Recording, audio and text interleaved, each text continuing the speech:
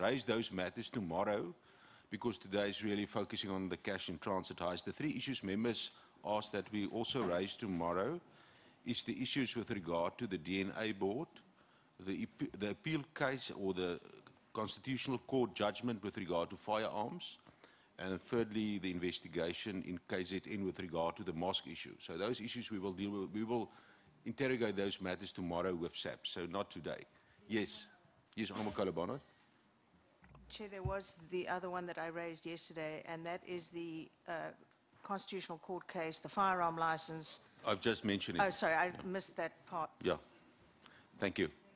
Right. I'm going to now ask the honourable members to introduce themselves, and then we'll start with the National Commissioner to introduce his team and also all the various institutions and trade unions and civil society organizations that's present. Yeah, let's start on that side. Yes, at the back. Mr. Groenewald, please introduce yourself. Goeiemôre, ek is Pieter Groenewald, ek is 'n lid van die komitee.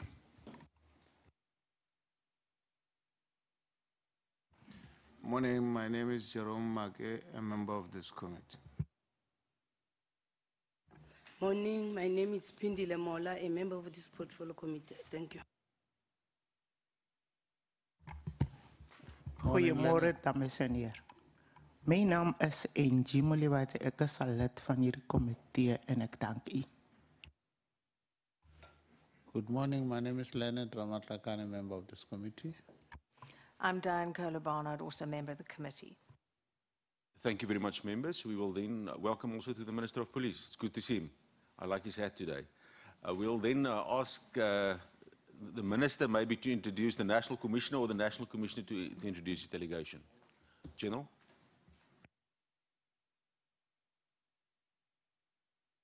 Thanks, Chairperson, Honourable Chairperson. Good morning to honourable members of the Portfolio Committee and all other colleagues. National Commissioner General Stolle will introduce the rest of the team from the side of the South African Police. Thanks. Thanks very much, Honourable Chair, Honourable Minister, honourable members. Honourable Chair, the delegation that constitutes a team today is Lieutenant General Libya, the national head of the PCI. Can you just make an indication, General? Thank you. Lieutenant General Ngwenya, Deputy National Commissioner, Human Resource Management. Lieutenant General Tsumane, Deputy National Commissioner, Crime Detection. Lieutenant General Masemula, Deputy National Commissioner, Policing. Lieutenant General Vuma, Deputy National Commissioner, Asset and Legal. Lieutenant General Masia, Divisional Commissioner, Visible Policing. Lieutenant General TC Mosikiri, Divisional Commissioner, Crime Detection. Major General Likalakala, Divisional Commissioner, Crime Intelligence, is representing the Divisional Commissioner. Then Major General Litwaba, DPCI. Major General Singh, Head Executive Support Office of the National Commissioner. Brigadier Kadwa, DPCI. Colonel Murindli, Spokesperson, National Commissioner. Colonel KP Stein, Parliamentary Liaison, Strategic Management. Thank you very much. Thank you, Chair. Thank you very much, General Sitole. We'll go to PSIRA. Thank you. Thank you, Chairperson. My name is Nhlanhla Ngubane, the acting chairperson of the council, and I would like to introduce my team. I'm accompanied by one of the council members, Major General Sinta Philisin, and the management team that is with me is the CEO Director, Mr. Manabela Chauke, the acting Deputy Director of Enforcement, Mr. Stefan Badenhorst, the head of research, Dr. Gamete,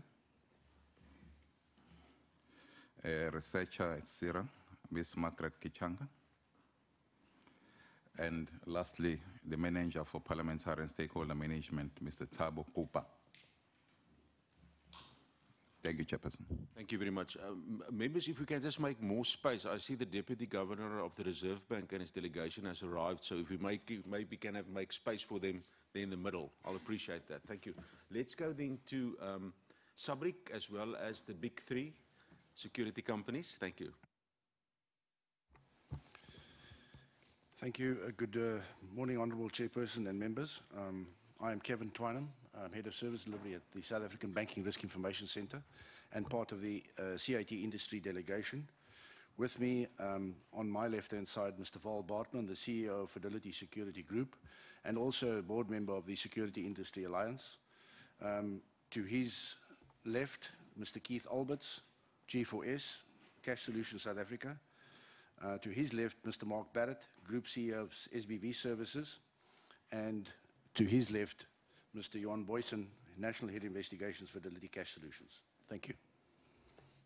Thank you very much. We will then ask the Deputy Governor to introduce his delegation. Thank you. Good morning, Honourable Beekman and members of the committee. It's a great pleasure to lead the delegation from the South African Reserve Bank. My name is Francois Groep, Deputy Governor. I have with me Mr. Martin van Deventer, as well as Mr. Len Marais and Mrs. Meyer, that is from the bank. Thank you very much. We will go to Business Against Crime. Good morning, Chair. Good morning, colleagues. I'm the CEO of Business Against Crime, and to my right is Mr. Fouchier Burgers. He's our National Program Manager. Thank you, sir. Thank you very much. Fidusa. Good morning, Chairperson, and good morning, members of the committee and Minister of Police and colleagues. My name is Dennis George. I'm the General Secretary of Fidusa. I'm accompanied today by the Motor Transport Workers Union. They organize in the cash and transit industry, which falls under the jurisdiction of the Road Freight Bargaining Council, and they're also the majority union. I'm going to ask my colleagues to introduce themselves. Good morning. My name is Mjumseni Mabaso, the General Secretary of Motor Transport Workers Union. My name is Magdalene Mtembu, the President of Motor Transport Workers Union. Good morning. My name is Mbuso Nzama, the Deputy President of the Motor Transport Workers Union. Thank you. Thank you very much, Kusatu. Yeah, Kusatu, you must also find a place at the table, at the main table, please. I'll just hijack my colleagues in Fidusa. No, thanks, Chair. Matthew Parks from COSATU on behalf of Pop Crew and Satau. Thanks, Chair. Thank you very much. The Minerals Council of South Africa. Good morning, Chairperson, Honourable Minister, members of the committee, colleagues. I'm Zagiti Zama from the Minerals Council.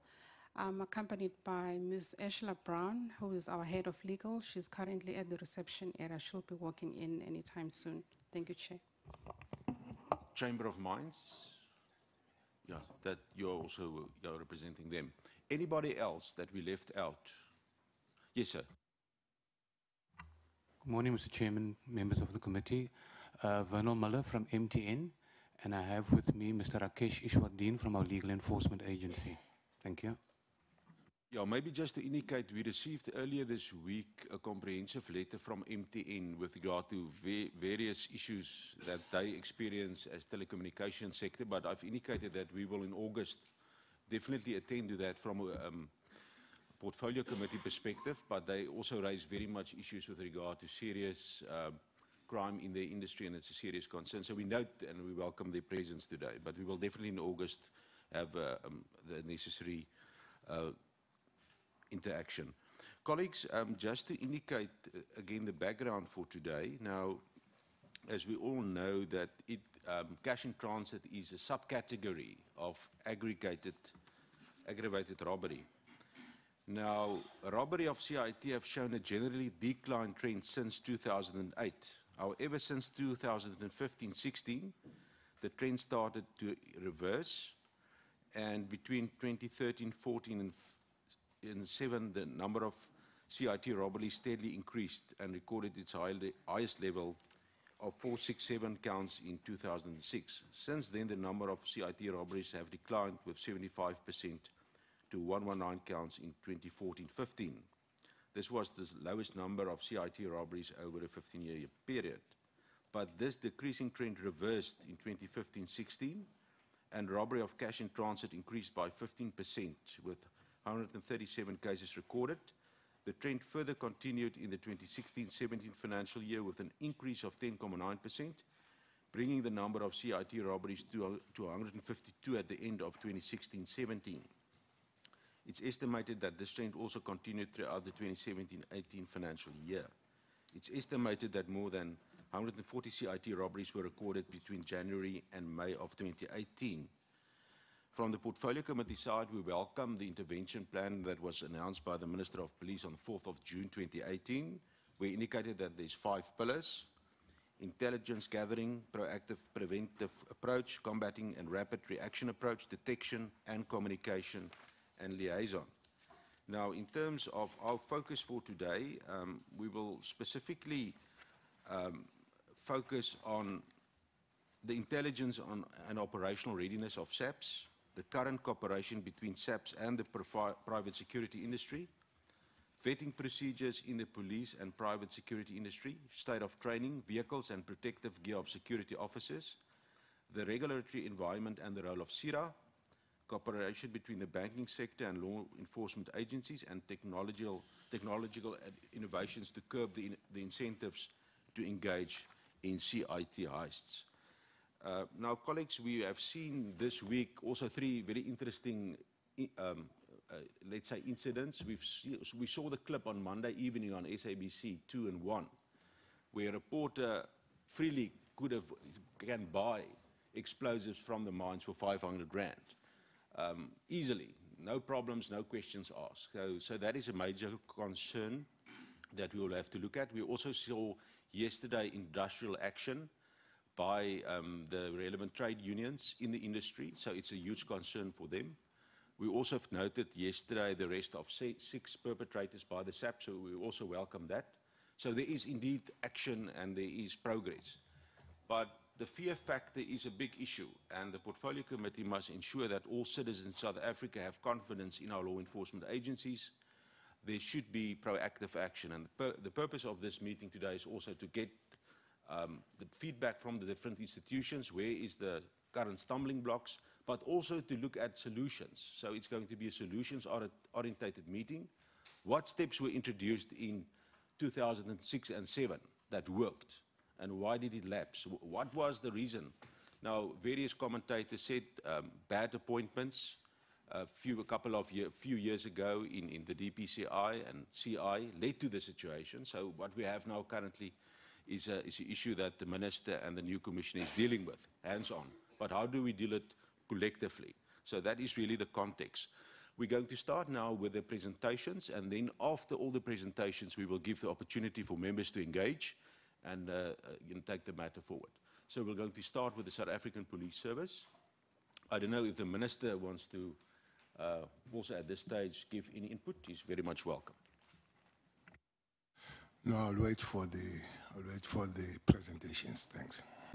Thank you, Honourable Minister. General Sitole, you're welcome to go. Exception to say, not only 6 people were arrested yesterday, there were 10. 3 from Limpopo, 6 from Mpumalanga, and 1 in Central Johannesburg, who belong to the group that hit Boksburg. And the change here, all are arrested before action. Thanks. I think that's a very important development, that the pre-execution phase, that's where really the South African Police must focus. Thank you very much, General Sitole. You can go ahead. Yeah, thanks very much, Honorable Chair. Yeah, it's just a brief reminder of the turnaround that we presented to the Portfolio Committee, the stamping of the authority of the state, the stabilization and normalization. And currently, we on stabilization. Our presentation is going to be done by General Masemula, but my request up front is that we are not going to share all information. Within the stabilization, we've also adopted the takedown approach.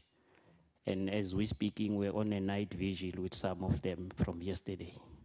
So we do not, so there's some of the information we will not be able to share because it's in execution, but we'll try to give as much as we can.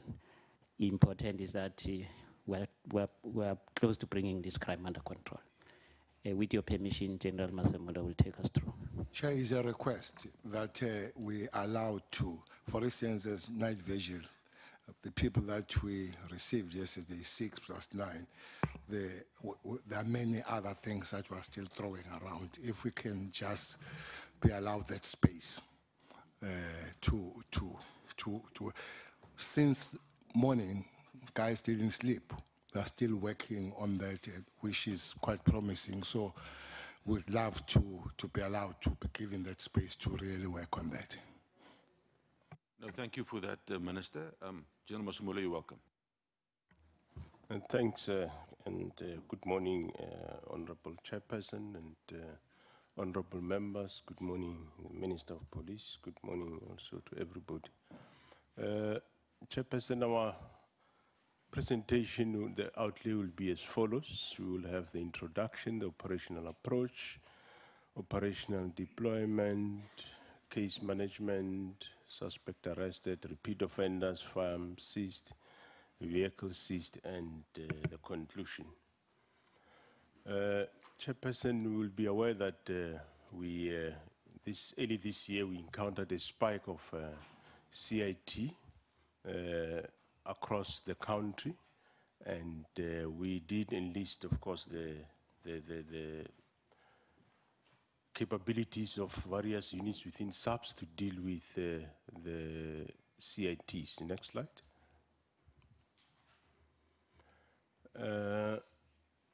The areas that we are going to focus on, that is the CIT plan.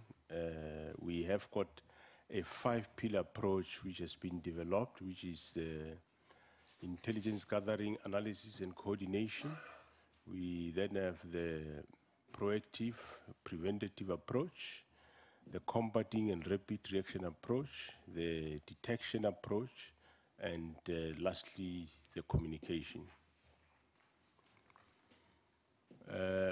This stabilization operation, which the National Commissioner spoke about, Honorable Chair, is the stabilization operation that we started 1st of June and is going forward. We'll then evaluate it somewhere at the end of August.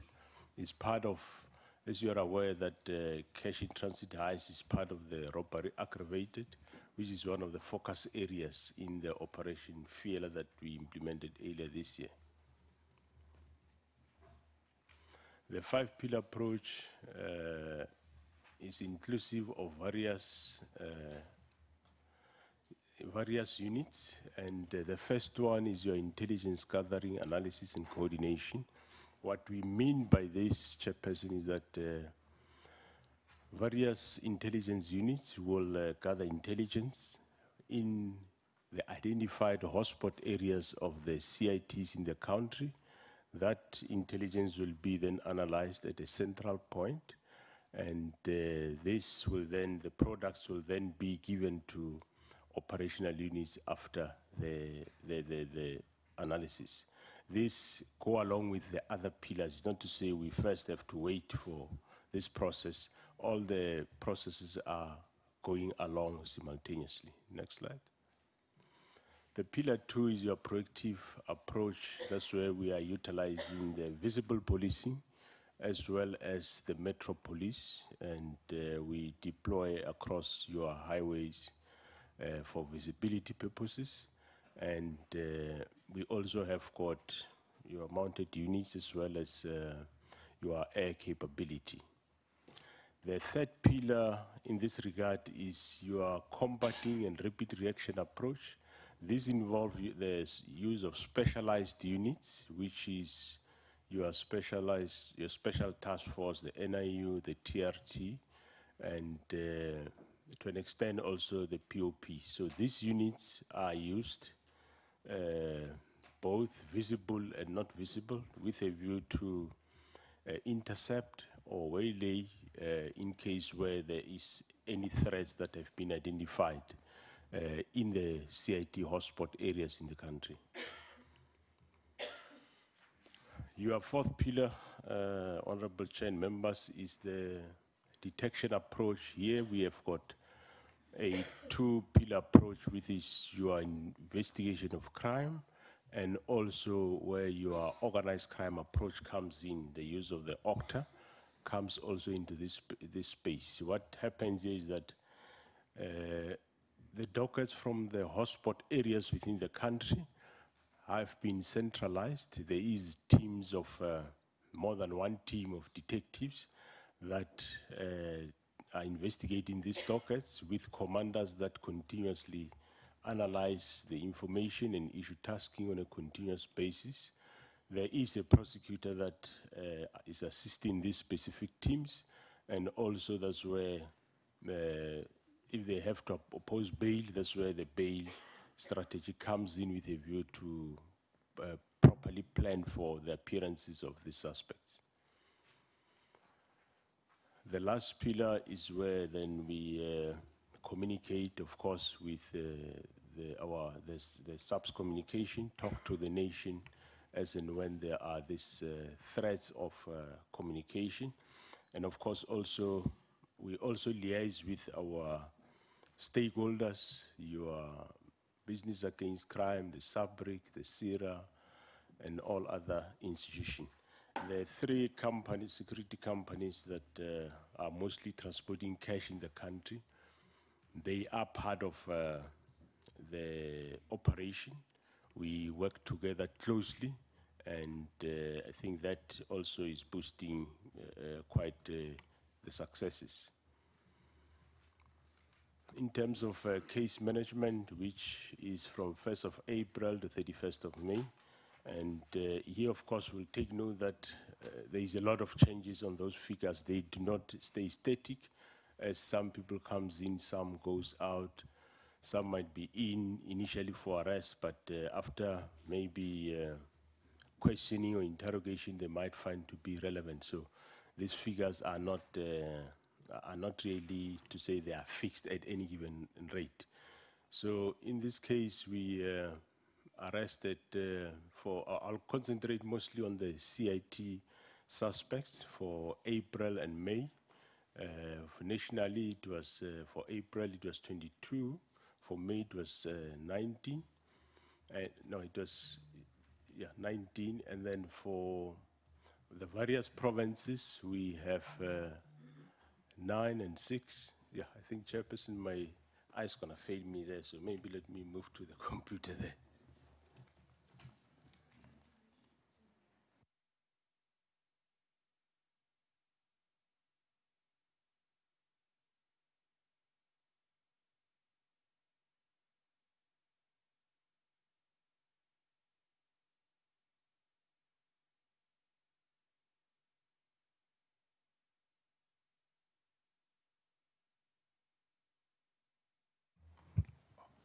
Yeah, thanks, Chairperson. Then for Gauteng, for April, there were 9 arrested, and for May, it was 17.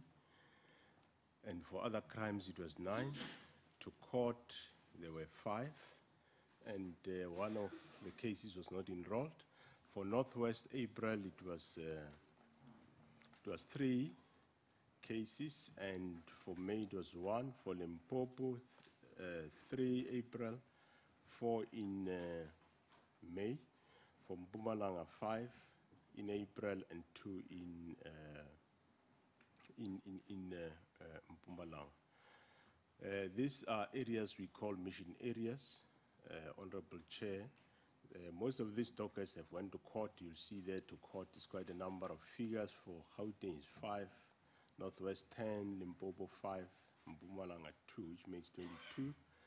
And not enrolled, in Gauteng is 1, Northwest is 4, and it makes 5 in total.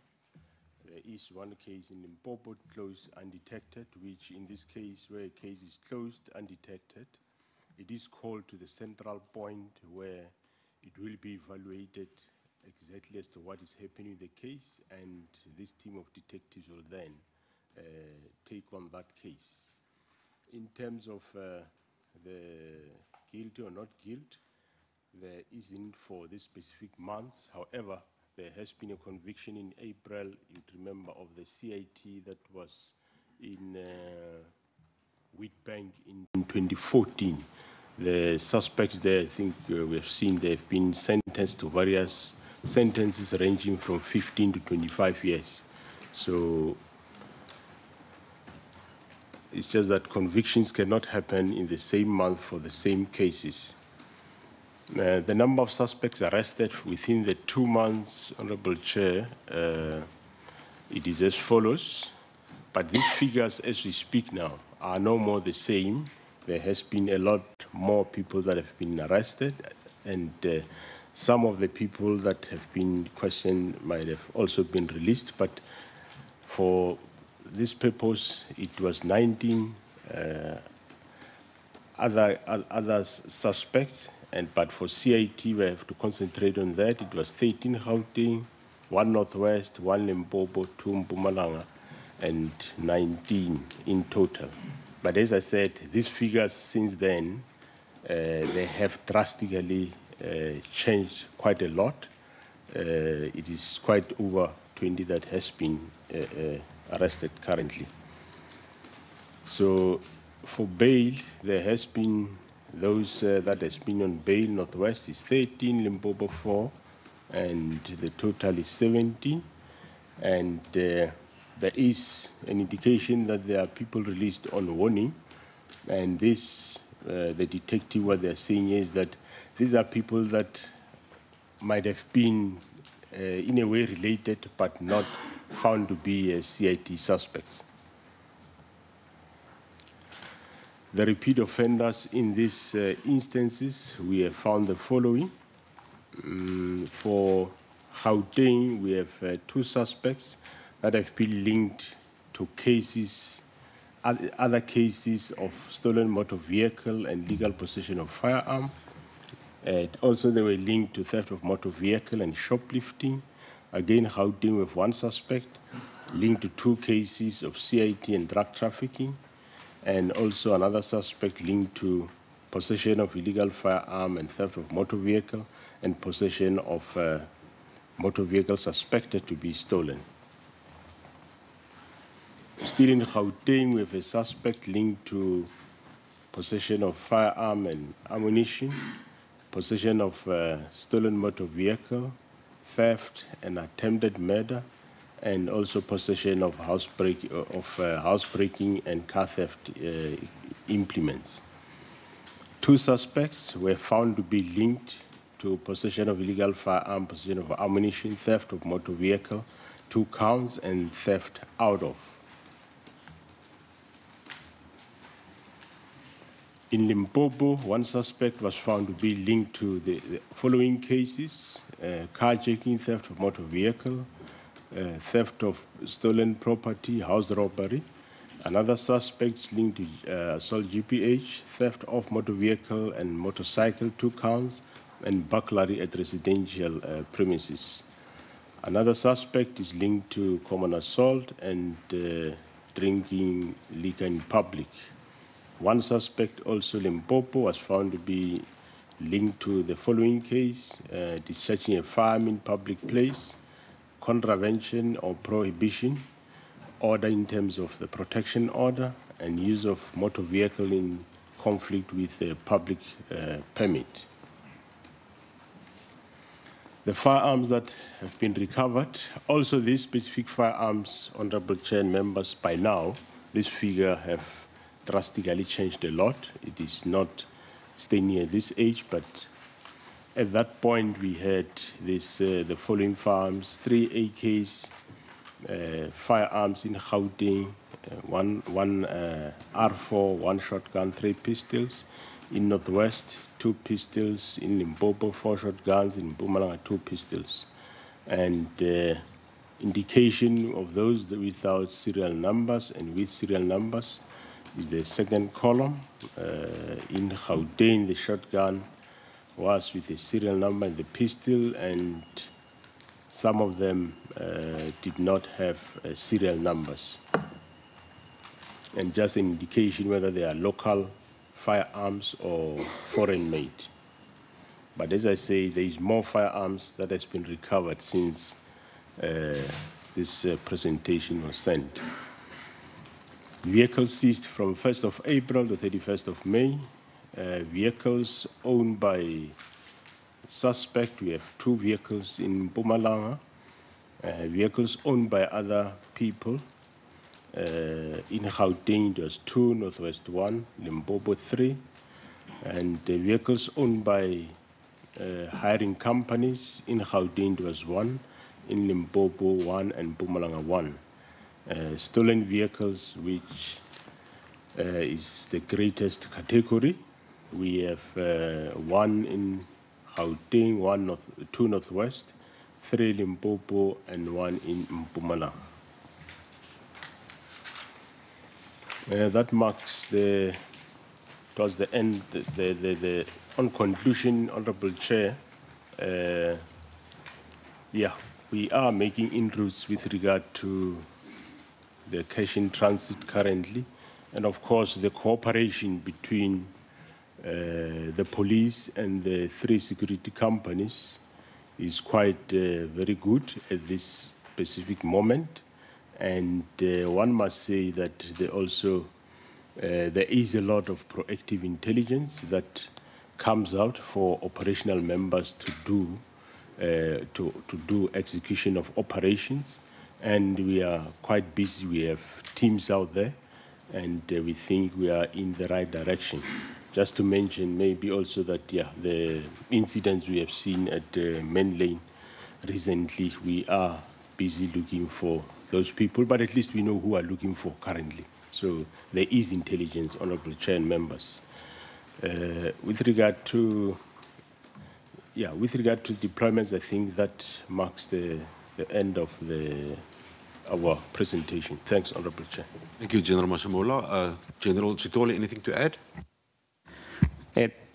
Thanks very much, Honorable Chair.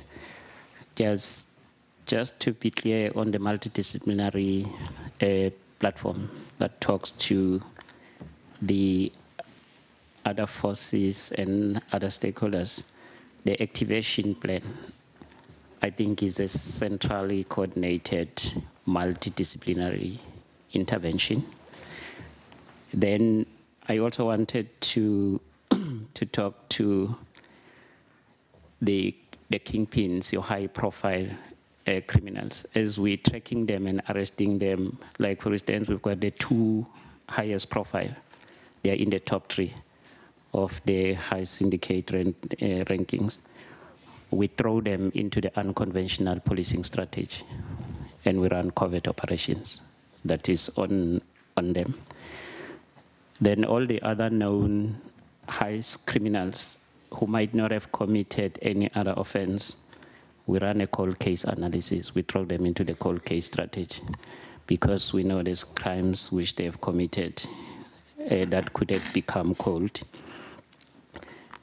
Then the other important aspect is that we do have several multidisciplinary platform coordinated strategies, like, for instance, the SBRICK partnership strategy, which bring us together with the banking sector. Then we also have got a partnership strategy active with BAC, Business Against Crime, one with Consumer Goods Council. Then with the cash movement strategy, it's a broadly extended framework that provides platform even for the other stakeholders that are not yet on board.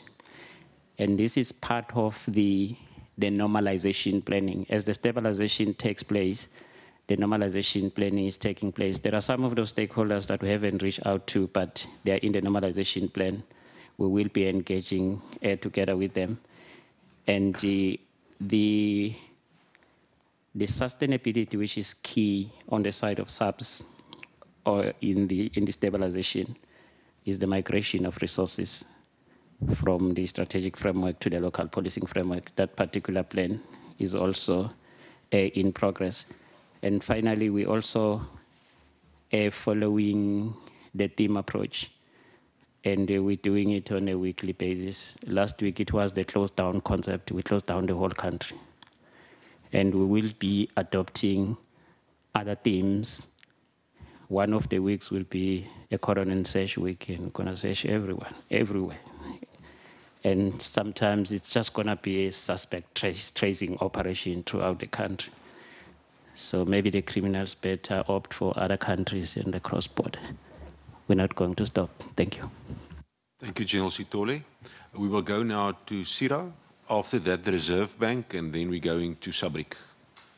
Thank you, SBRICK. Thank you, Chairperson. Once again, thank you for granting us the opportunity to share with the Portfolio Committee our presentation. Chairperson, just by way of introduction, we just want to give an overview of our mandate. We are indeed a regulatory body for the private security industry. We also regulate all the security companies, security officers that are involved in cash in transit operations. We draw our mandate, Chairperson, from the Act. Specific to today, we will focus on a research that we conducted in line with Section 4D of the Act, which mandates us to conduct ongoing investigations into the practices of security services. We hope that the research will share a light into solutions and some of the recommendations, because it focuses specifically on cash in transit. Margaret Chikanga from our research unit will do the presentation. I think SAPS will assist us to move the presentation there. But I'm not sure if we'll be able to see, because the distance is quite... Okay, go ahead. Good morning, Chairperson. Good morning, honorable members. I'm Margaret Gichanga from the Research and Development at SBRICK. I conducted research between May and December last year, looking at the role of assets in transit and the private security industry in particular, and just wanting to understand the challenges they experience and some of the strengths that they have been able to establish doing the business that they do. I spoke to the three main cash in transit companies that are operating here in South Africa. I spoke to other companies that are not necessarily doing movement of cash, but also various different kind of assets around the country. Can you please move to the next slide? The next slide, yeah. Okay, so basically my findings point to the fact that the growth of the industry has experienced similar or parallel growth to the evolution of assets in transit around the world. And the Private Security Industry Act defines a security service to mean, among other things, protecting or safeguarding a person or property in any manner, giving advice on the protection or safeguarding of a person or property, or on the use of security equipment, and providing a reactive or response service in connection with the safeguarding of a person or property in any manner. According to the Merriam-Webster dictionary, an asset is defined as an item of value owned. But in this report, the report that I carried out, assets are considered as goods that are to be of such high value that their movement requires armed escort and the use of advanced security measures to ensure safe transportation. In the context of assets in transit, this refers to cash, but also extracted from the mining industry, fuel, electronic equipment, etc. Can move to the next slide.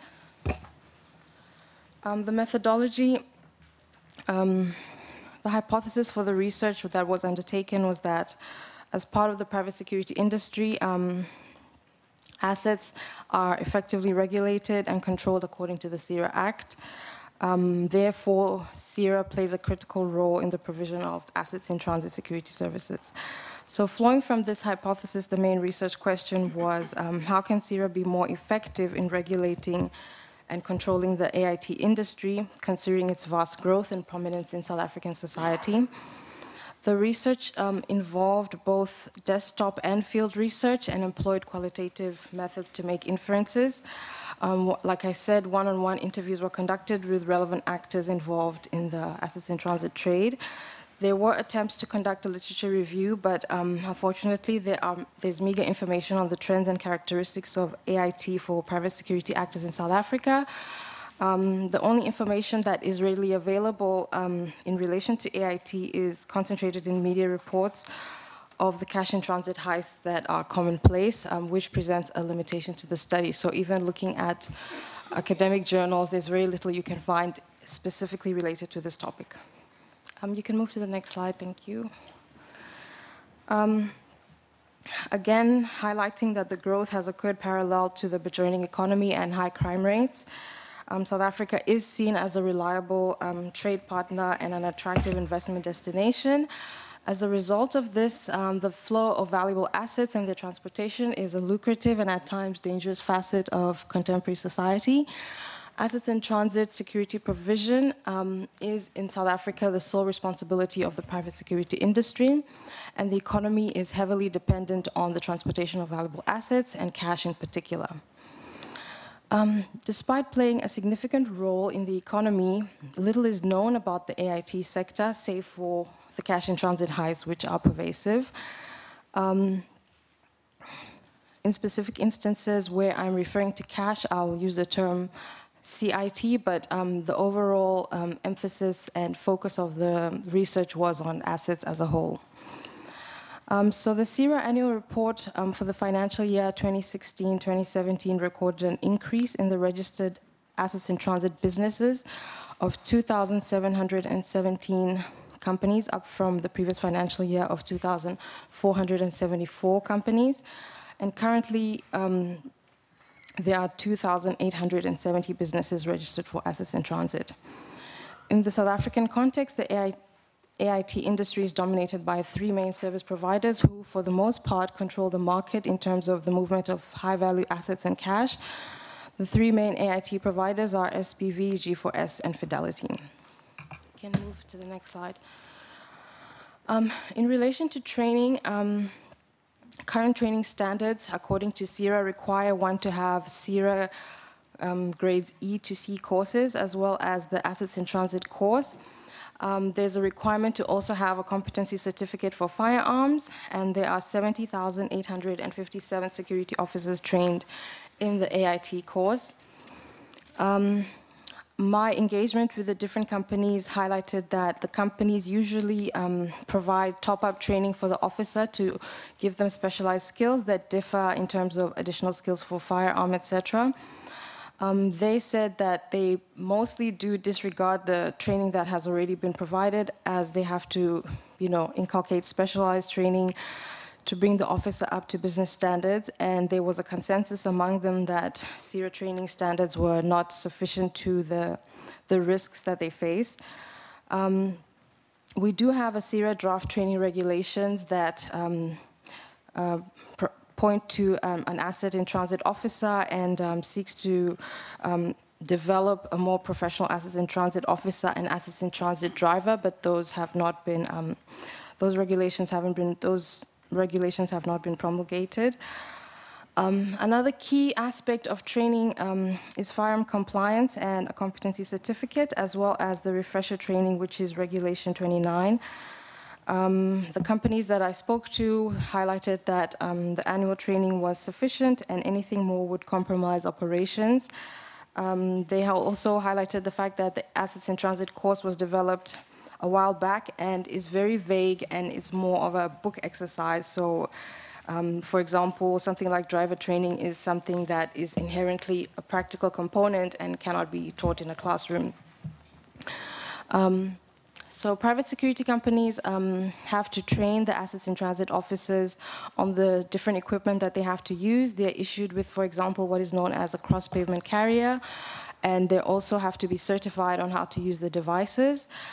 Major private security companies have set their own standards, which might be high, but as a result of the fact that they have set their own standards, it's impossible to scrutinize how compliant they are to their own standards. The three major companies that hold a lion's share of the market are the ones that I mentioned earlier, but there are smaller companies that exist, and they seldom adhere to safety standards and predominantly use soft-skinned vehicles for their clients, which endanger their staff. Thank you. My finding also pointed to the fact that the internal processes of the South African Reserve Bank wholesale movement of cash has influenced the assets in transit industry, specifically with regards to the movement of cash. The view was held by those I spoke to from the industry that the South African Reserve Bank should be engaged in regulation and must prescribe standards, although it must be noted and clearly highlighted that this is not a mandate of the South African Reserve Bank. This is just a view of those I spoke to from the private security industry. There's no one who is really regulating the sector in terms of the amount of cash that's being transported and if the vaults and the vehicles are up to standard, which is, according to the representatives or participants, mostly dependent on insurance requirements. Cash in transit heists are an occurrence on a daily basis, and according to the industry, they are at war with the criminals, and there's not enough support for the industry, highlighting an acknowledgement of the need to work together and the need for a multi-stakeholder approach to address the challenge. They also highlighted the fact that the number of officers used during an assets in transit operation was primarily due to the cost. Okay, you've been watching the police and various other stakeholders who have gathered in Parliament today to come up. Officers used in the deployment of the assets in transit vehicles. There was a 2006 initiative called the CRIM, Cash Risk Management Initiative, which was a project initiated by both SBRICK and the South African Reserve Bank, which had useful lessons for the future of the cash in transit industry. It envisaged standards and disciplines to mitigate risks and enhance standards of agreements. Even at the time, there was a concern that cash in transit providers' insistence on higher standards could limit the smaller companies. But it still went ahead and, you can go to the next slide. It still went ahead and was a really successful initiative in terms of setting up the kind of standards that they thought would be useful for this industry. So subsequent to the CRIM engagements, there was an improvement during that time in terms of cash in transit attacks on the actual vehicle, but then at the same time, there was an upsurge in ATM bombings. This is all between 2006 and 2010, where they saw an improvement in the attacks of the actual vehicles, but a parallel an increase of ATM bombings. At the time that I'm speaking, that period between 2006 and the lead up to the World Cup, the statistics show that the cash in transit heists were down from 400 incidents a year to about 150 incidents a year. There was also an indication that there was a shift from violent crime to fraud and commercial crime, which is what may have caused the decrease in the heists. They highlighted that the biggest threat in terms of the heists is internal, because despite technology, the human element is always prevalent in the assets in transit industry, which is also, like I mentioned, not just cash, but also valuable cargo such as bulk diamonds, gold, watches, electronic chips, electronic goods, etc. It was also highlighted that new risks are emerging where tobacco and electronic goods also require armed escort, and that responding to assets in transit attacks, in not just cash but overall assets, requires technology, to be used as a deterrence, and the need for communication, as well as high caliber firearms, specialized vehicles, and central location monitoring. There was an acknowledgement that the criminals are heavily armed and are using firearms such as AK-47s, R4s, R5s, and 9mm pistols, and also a concession from the companies themselves that it may not be feasible to set a standard for the vehicles and the equipment, etc., because this was basically designed and established by each company based on the business model and the risks they faced. And there were different threats and therefore different requirements. You can go to the next slide. So the bombings of armored vehicles have forced private security companies to look at different ways to protect their vehicles. The generation of armored vehicles has been evolving for the past 20 years, and the vehicles keep developing and being aligned to new threats. The three main private security companies operated at the highest level in terms of the vehicles and the systems they used. However, at the other end of the spectrum, there were those companies that operated with a combi-like taxi for cash in transit purposes, which made it easier for the security guards to get killed. In terms of personnel protective equipment, the determination of what was adequate gear was based on the threat level. So there was no specific requirement to, for example, have a bulletproof vest or anything like that.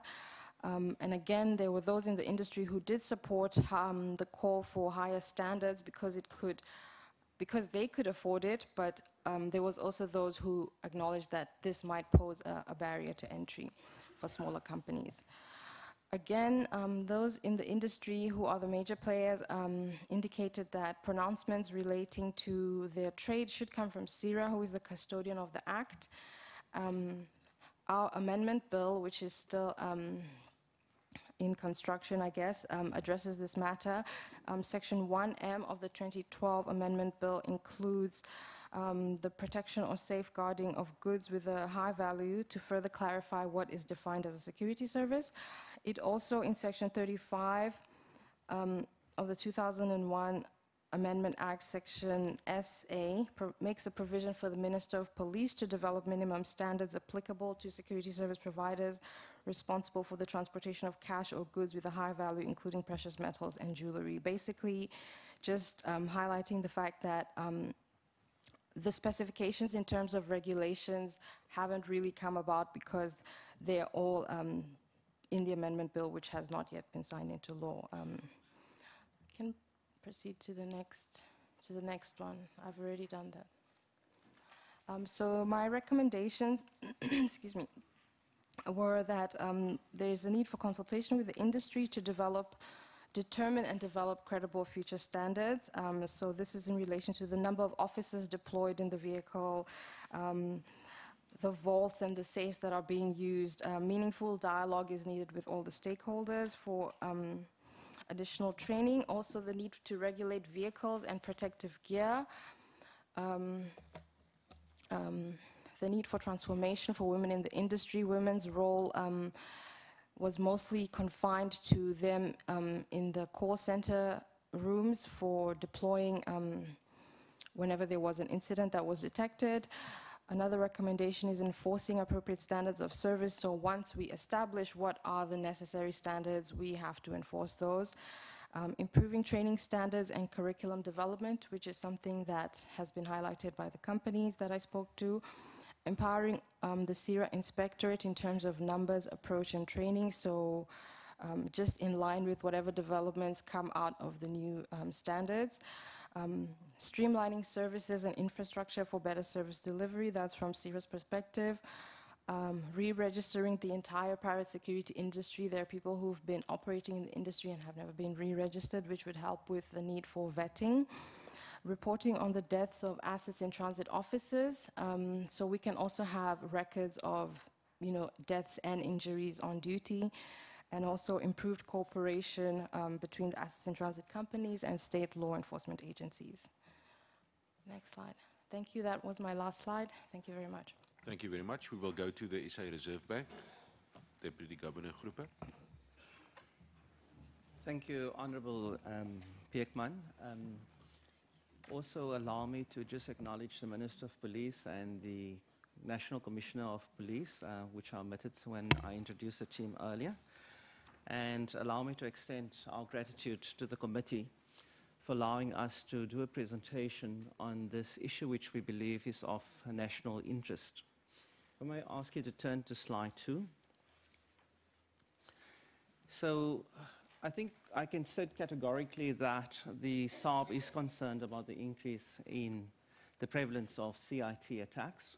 And that stems from 2 factors. The first issue is the fact that as the Central Bank of South Africa, we're tasked with issuing banknotes and coin, as well as the destruction thereof. And then obviously we also are involved under the command of the police with CIT operations in terms of our wholesale movement of cash. But clearly, as any South African, I think we are concerned about the associated loss of life and limb, as well as destruction of equipment. Thank you but for also from a policy perspective, from the central bank appearing. we are concerned that if these attacks continue, that has an impact in terms of, for example, the cost of logistics, and it impacts on the value chain of cash distribution. And some of the impacts is, for example, high insurance charges, the replacement cost of these vehicles. And that in itself, we must assume, will have a knock-on effect on the public, in that bank charges increases, the charges that these CIT companies have to charge to the banks, to retailers increase. And that then, on the longer term, may have implications for shifting from cash to alternative means of payments, whether it's debit or credit cards, etc. Now, I don't think we can, as a central bank, we're ambivalent in terms of we don't have particular preferences for payment systems. But I think one needs to be mindful of the implications, because people often say cash is expensive, but they often ignore some of the costs associated with alternative means of payments. Also, I think you guys would have followed the press. There's a significant increase in interest in, for example, cryptocurrencies. And whilst these issues are still, in terms of cash volumes, are quite limited, there are all types of other unintended consequences. So therefore, we cannot just stand oblivious to these developments, because there are public policy considerations that we should be mindful of. Lastly, I wish to, I think, acknowledge and thank both the Minister and the National Commissioner for their announcements and their commitments, and as outlined in the earlier presentation, of their endeavors to tackle these issues. If I may ask you to turn to the next slide. The next slide tries to contextualize the cash value chain. What you would see if you look from the left to the right. So clearly we, as the central bank, based on demand patterns and consumption and drawdown patterns, and I should point out to the committee that there's a high degree of seasonality in terms of cash in the run-up to the end-of-year festive season, and then the cash is returned to the bank, and then obviously in the run-up to the Easter period. But within the bank, our currency management department would be engaged in establishing the demands for cash and do our planning. We then place the orders with our banknote company, where we produce banknotes, and of course the mint that produces the coin. That is then sent to our various cash centers, and that is where we're involved. And I must thank and acknowledge the assistance and support that we get from the police in terms of our wholesale CIT operations. Without their help, we wouldn't be able to do that. Once it hits our cash centers, that is when the private sector takes over. So the cash is collected by mainly the 3 CIT companies. So although there are 2,870 approved AIT operators, predominantly a very significant market share is held by about 4 operators. They collect the cash, and that cash is taken to either retailers, to banks, or placed in ATM machines. Members of the public would then get hold of the cash either from the ATMs or exchange from their retailers, or when they do withdrawals from the banks, they spend that with other businesses, and obviously the money gets deposited. It's taken to cash centers where these things are off-sorted. What I mean by that is they run through machines to see whether the notes are still fit, whether they're dye-stained, whether they're counterfeits, and all of those are then removed. And obviously the notes are recirculated until they reach a level of unfitness, after which these notes are returned to the bank for destruction. So the shaded block in the middle is basically where the private security operators play. We play, obviously, in terms of CIT operations up to when we distribute the money from our main vaults to our cash centers. Thereafter, the private sector takes over, and then the last leg when the soiled or defaced notes are returned to us for destruction. May I ask you to turn to the next slide? So I've already alluded to the fact that one of the functions of the bank is to issue banknotes and coin. But our Act also specifies, and that is consistent with international practice, is that it is an offense, a criminal offense, to willfully deface, soil, or damage a banknote. So why is that relevant? Because in combating these CIT attacks, it's important that we deploy what we call CPD devices. These are currency protection devices, and these are typically devices that, amongst others, discharge a dye stain so that these notes are not usable. When the banks present us those notes, we give them full value, but it means that you remove the incentive for the criminals to launch these attacks, because if the notes are dye-stained, it is of no use and value to them. And because of the legal requirement that a banknote may not be soiled or defaced, the role that the bank plays is then to regulate these type of devices, because clearly, if we don't do that, somebody may be charged for willfully damaging, soiling banknotes, which is, of course, a criminal offense. And so that is to contextualize the role that we play. I shall later on elaborate on the different types of CPDs, which is really cash, cross-pavement carriers, ATM devices, static safe solutions. And I will point out later that currently we have not had any application for CIT vehicle CPD devices. May I ask you to turn to the next slide, please? So this slide basically gives an overview of our approach to the usage of currency protection devices. I think it is very important that we point out that these are mechanical, electromechanical devices that are designed to deter theft of currency by making the currency unusable by discharging a stain. And at this point, I must point out some international banks' standards differ from ours. We feel that the note should be, as far as possible, be stained in its entirety, so that, these stains have to meet certain technical requirements. In other words, somebody mustn't take the note, put it under a tap of water or some chemical solution to remove the stain, and then introduce these banknotes into circulation and extract value. And so there's quite a rigorous testing procedure that takes place, and we do that in cooperation, for example, with the SABC, but of course other suppliers as well that would test the dyes and the adhesives. Very important, because you could say, well, why don't you just quickly do these tests and get over and done with it?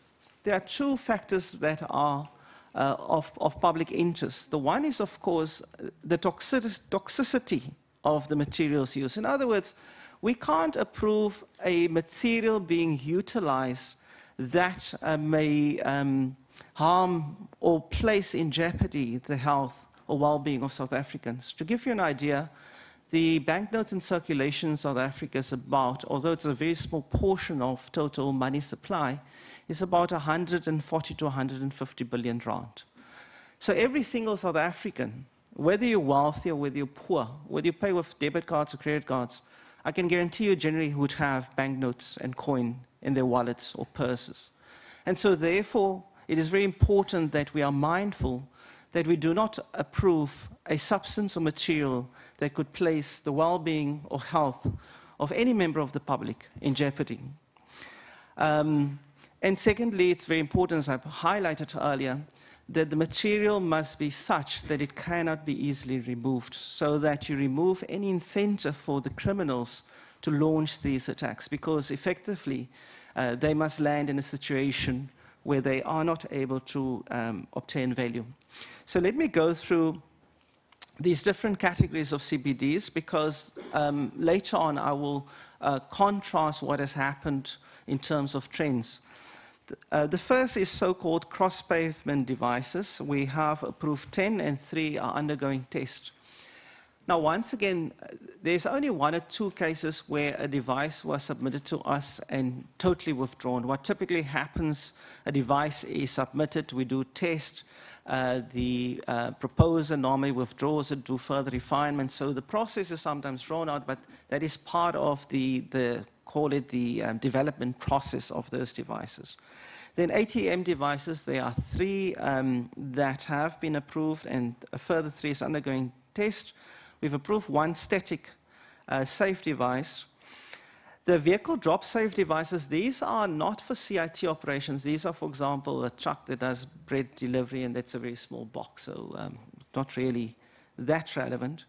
But I wanted to point out the fact that we have not received any application for CPD devices in CIT vehicles. And obviously that is where we've seen increased trends in terms of CIT attacks. The next slide, please.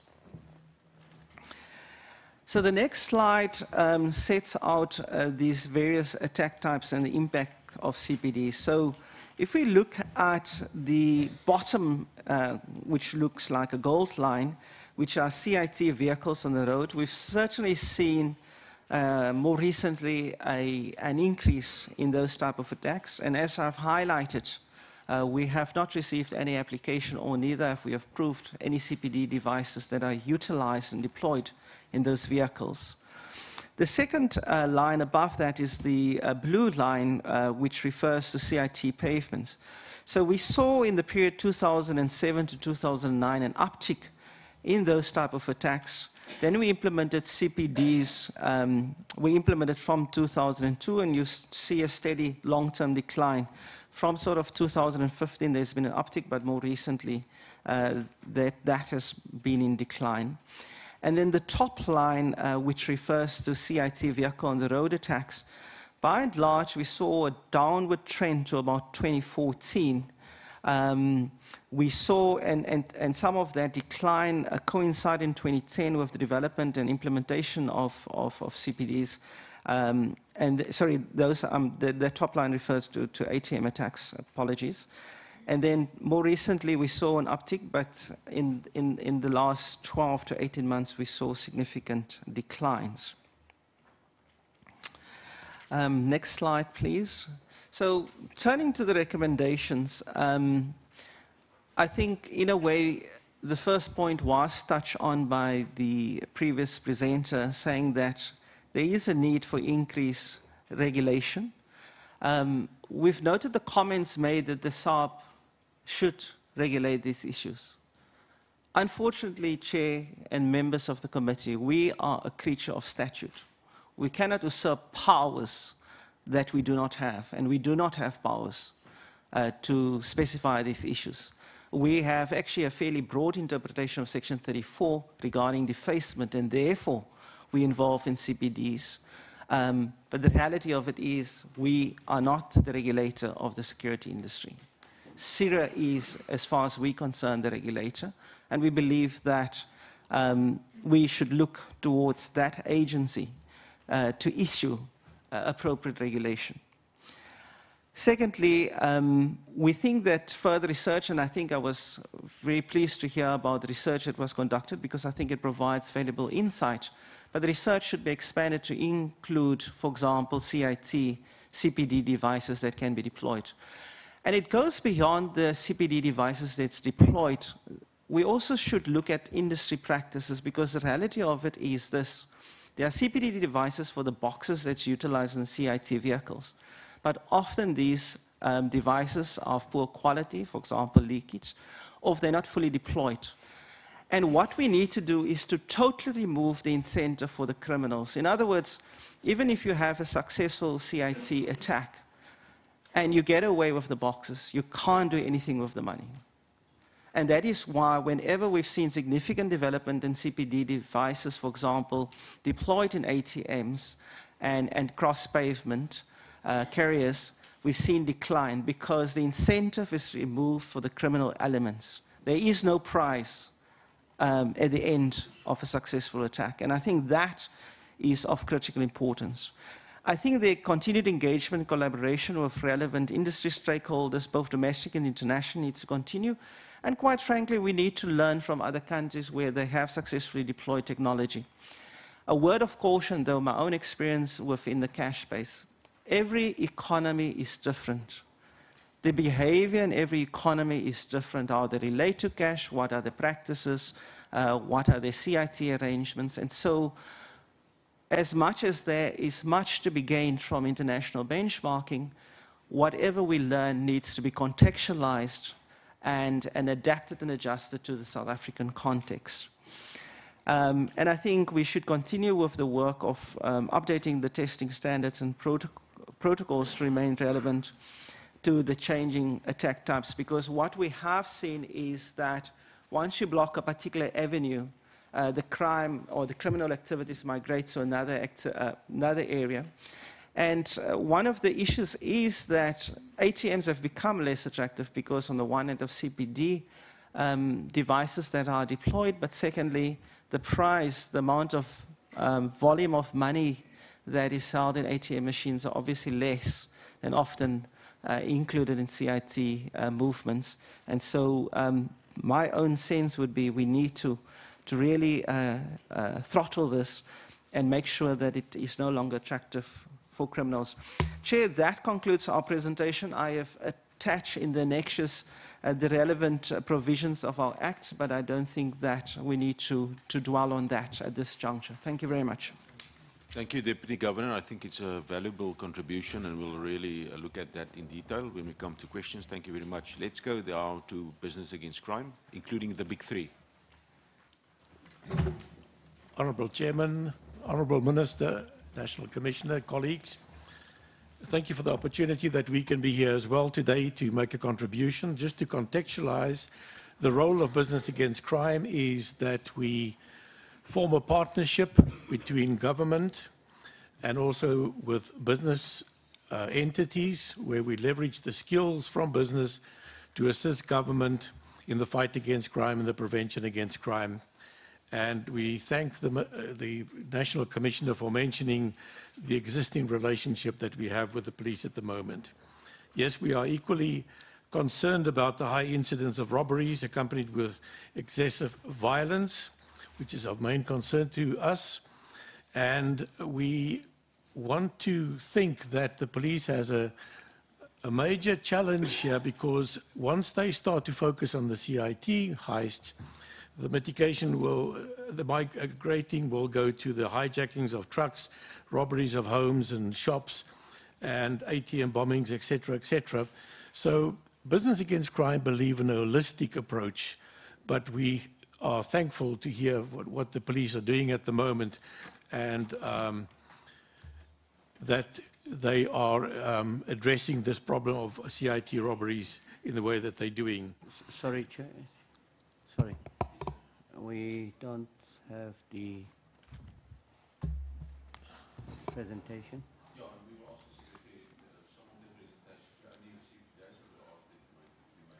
Thank you. You can continue, sir. Thank you. Chairperson, we believe that the current CIT heist spike is the result of vulnerabilities in the private industry. Obviously, we have the big three or big four companies which would comply to all the regulations, but then there would be the other organizations that do not comply, for instance, in the vetting of employees, logistical problems, and that is, has already been mentioned in the study that was done, and we believe more attention should be given to that. We think there's a lack of sharing of information, and I'm going to get back to that, this point, because it's important discussion that's taking place between police and business against crime at the moment. And then, of course, the perception that and I say this with respect, that the criminal justice system is performing poorly in the sense that investigations, prosecution, and convictions are not what is expected from the community. We know that government is working on that, and that needs to be improved, and Business Against Crime is willing to assist wherever we can in improving that system. We believe that the holistic approach is the approach of sharing information intra and inter-industry, the sharing of information between government, industries, business, and the community. This is a request that the National Commissioner asked Business Against Crime to look at, and he also suggested the fusion concept of where this information will not only be received, it will be analyzed, it will be made available, and there will be monitoring of the information and reporting back on the information. We also believe in intelligence-led policing, and there we want to congratulate the new SAPS crime intelligence head that has been appointed, General Jacobs, and also General Libya of the Hawks, and we are confident and positive about these appointments, and we're looking forward to see how they are going to perform. On the next slide, we believe in the consolidation of sharing of information, as I said, the improved collaboration between industries and government. There is a lot of specialization and data that exists, but it's kept in silos and not being shared and anything done with that at the moment. And we believe in the monitoring of the success, the overview of the strategy, and we believe that the police should play the leading role here in giving feedback to the community and the industry of what is done with the information that is passed on to them. On the next slide, Business Against Crime is going through a process of refocusing. This is after we've had intensive discussions with the South African Police Services and other government departments. And on the suggestion of the National Commissioner, a new MOU is ready for signature, and all the projects that have been identified is listed there.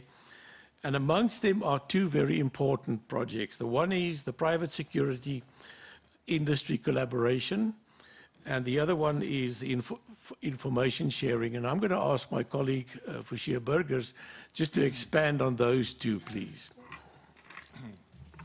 Yes, thank you, Mr. Chair, and Minister, Commissioner.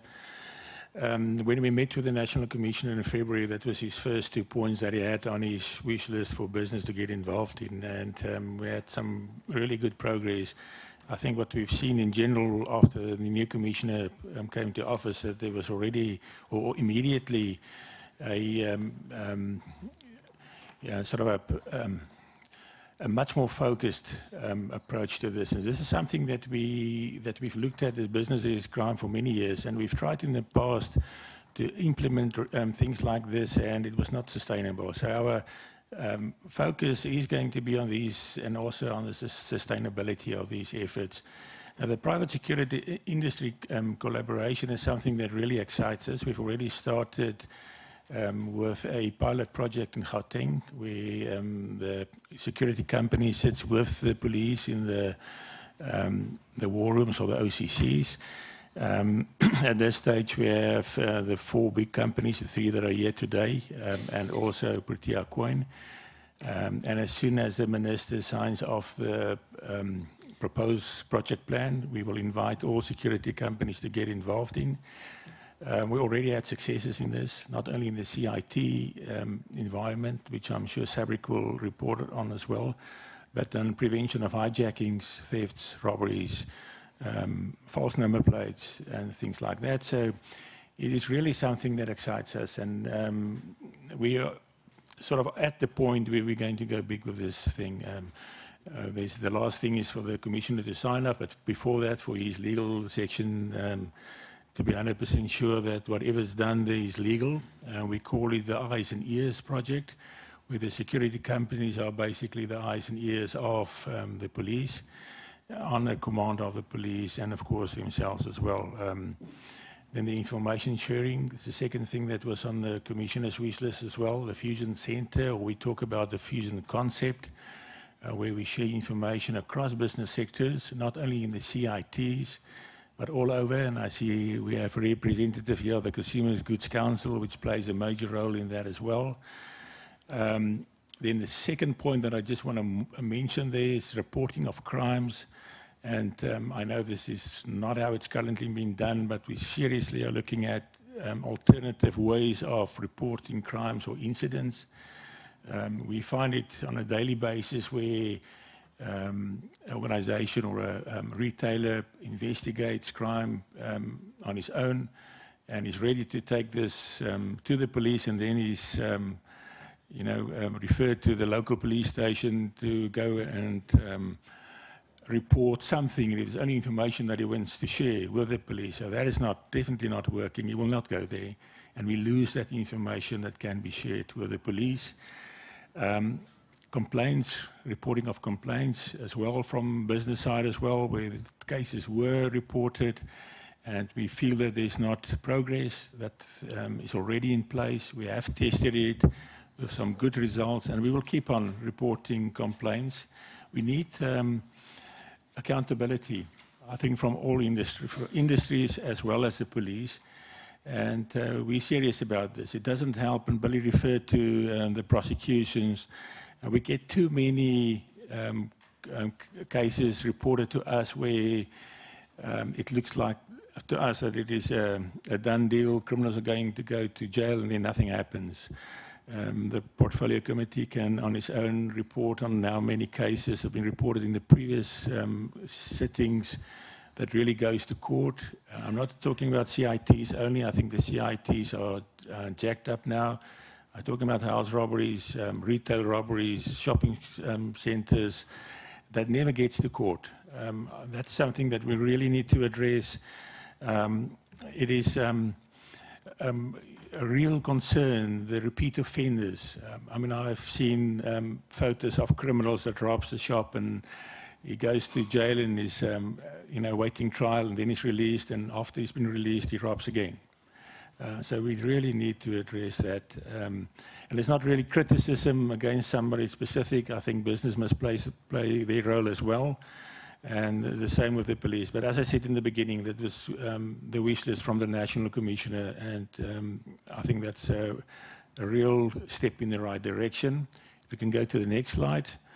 Other industry being facilitated shopping centre council that are also represented here. We're working on the shopping centre security plan. We are concerned about the shopping centres. And retailers, but shopping centres specifically, where there's a lot of public involved, a lot of retailers involved, and we've seen in the past that crime migrates, and our biggest fear is that it's going to migrate in a big way to shopping centres where there's a lot of public involved as well. We've seen during this week robbery, I think, at Menlyn Mall. And what I could gather information is that it was done in a military precision type of thing where there were stopper groups, all of that in the shopping centre, and that is the last thing that you want to see. Anti-hijackings, very difficult crime to prevent, but I think with the private security alignment that the Commissioner has on his wish list, we're going to make an impact there. Just in general, I think vehicle theft in general is a success story of the country. Vehicle theft in general has gone down over the years constantly. The concern is hijackings, that's going up. Yeah, that's a very specialized thing that we really need to give attention to. Technology-assisted law enforcement, and I'm referring to ANPR, automatic number plate recognition there, that we assisting the police in a big way there. The Honourable Minister might remember when we started off with this project many years ago in Business Against Crime, we introduced it to him when he was still the MEC in KwaZulu-Natal, and one of the big successes that we had at the Easter launch was illegal weapons being transported, which the minister at that stage identified. That is, again, bringing what's available in business to assist the police. And then the tourism industry, they experienced massive problems. I think we all know about the Dutch people that were robbed. It's not good for South Africa. Any of these things goes out in the media, there's immediately cancellations from overseas, and we need to focus on that as well. But you'll handle the last point there. Thank you, Chairperson. We want to leave an idea on the table here, a suggestion that there needs to be a strategic and systemic foresight modeling capacity in South Africa. We heard about the research that has been done that the lady spoke about. We know that the CSRR, the private sector, government, academics, they're all doing research, but nothing is being consolidated and coordinated in South Africa as far as we know. And we need to understand a holistic approach towards what is the crime all about. As the National Commissioner said to us in another discussion is, what is the modus operandi? What are the causes of these things? And you need a model to do some prediction of the future. Otherwise, we're going to have these discussions over and over and over unless we can work on the model of the future. And then finally, Chairperson and colleagues, Business Against Crime is willing and ready to work with government and the private sector in this fight against crime, because we understand that the efforts need to be stepped up. There are too many lives lost. The effect on the economy is just too large. The negative effect on employment is just unacceptable. And we need to work together to ensure that we can stabilize this society in our country where people have employment and the economy can grow. And our role is to wait for your requests to assist you in this. Thank you very much, Chairperson. Thank you, sir. We will now come to SBRICK. Thank you very much, sir. You're welcome.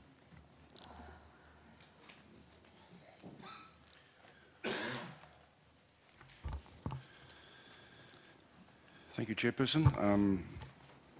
Honourable Chairperson, Honourable Minister, honourable members of the committee. Perhaps just in starting, just to say that we are very appreciative of the fact that this committee has decided to hold a specific session, given the crisis situation that we have experienced in the CIT environment. Next slide. So, next one. Thank you. So, Chairperson, just in terms of how we're going to go about this, obviously we're going to look at some of the industry stats, which I think is important, but based on some of the discussions that we've already had, I might highlight a few things. The delegation, given the experiences and expertise that they have, will be dealing with certain particular slides and highlighting certain aspects in those slides. So if I may start to perhaps highlight some of the overview, just give you an overview of what the cash and transit environment looks like. And this period that we're referring to will be full years from 2016, 17, and then year-to-date figures, which will be January to 31 May. And I bring to your attention the fact that that pie chart that you're seeing on the screen at the moment is subcategorized. There are, in fact, we have, from an industry perspective, subcategorized cash and transit crime into 8 subtypes. And that relates to the risk issues, obviously determining where the risk resides and how we can mitigate these risks. However, the ones that we'll be focusing on particularly will be the blue portion and the red portion on the pie charts. The blue portion representing the so-called cross pavements, and the red portion, the vehicle on road attacks. So those first two refer to the incidents for the 2016 period, and you'll note, and I'm going to just highlight the fact that we had 51 incidents in 2016 versus 102 incidents of vehicle on road attacks in 2017. That already is indicative of the increase that we've seen. And it relates to the same on the slides below with regard to the cash losses. The red portion, the majority of the cash losses relate to vehicle on road attacks. Thank you. When moving over to the next portion, the year-to-date figure, particularly 2017 year-to-date and 2018 year-to-date, that's the top two slides, you will note quite a large and remarked difference in when we're looking at the incidents. The blue portion on the extreme left top, it relates to cross pavement, and when you look at 2018, quite a significant decrease compared to the vehicle on road attacks in red on the right end of that slide. The same applies to the actual cash losses, and you will note that the bottom right-hand slide is indicative of the large portion of the cash loss in terms of the vehicle on road attacks. As a matter of interest, 49 vehicles out of those referred to in the attacks were those where explosives were used, and those vehicles are in fact a total write-off. So at this point in time, only cash loss and that write-off that we're referring to equates to approximately 64 million just on the damage caused to those vehicles. And we're not referring to any other in terms of loss of life, injury, or other collateral damage. Thank you. The next slide just gives a breakdown of the provincial breakdown of the cash in transit crimes occurring in the provinces. And you will note that Gauteng, Mpumalanga, Eastern Cape, Limpopo, Northwest, and to a lesser extent the Free State are areas that are of huge concern at this point in time. Thank you. The particular slides now refer to what we've recorded on in terms of injuries and deaths in the year-to-date figures and for the full year of 2017. Just a comparative comparison in terms of the slides on the injury of year-to-date 2018 versus the year-to-date in 2017. You will note that just in the guard environment, of 34 versus 62. And the 62 injuries that we're referring to at this point in time, when one looks at the full year in 2017, there were only 65 injuries. So that's quite a significant increase. And sadly, there have been recorded deaths, and the figure on the particular personal injury on 2018 should actually read 6, because in the meantime, one of the guards that was injured or shot during an incident had died. That is just the quick picture in terms of what it looks like. So I'd like to hand over to my colleagues in terms of the operating model so that they can pursue the matter further. Thank you, Mr. Chair.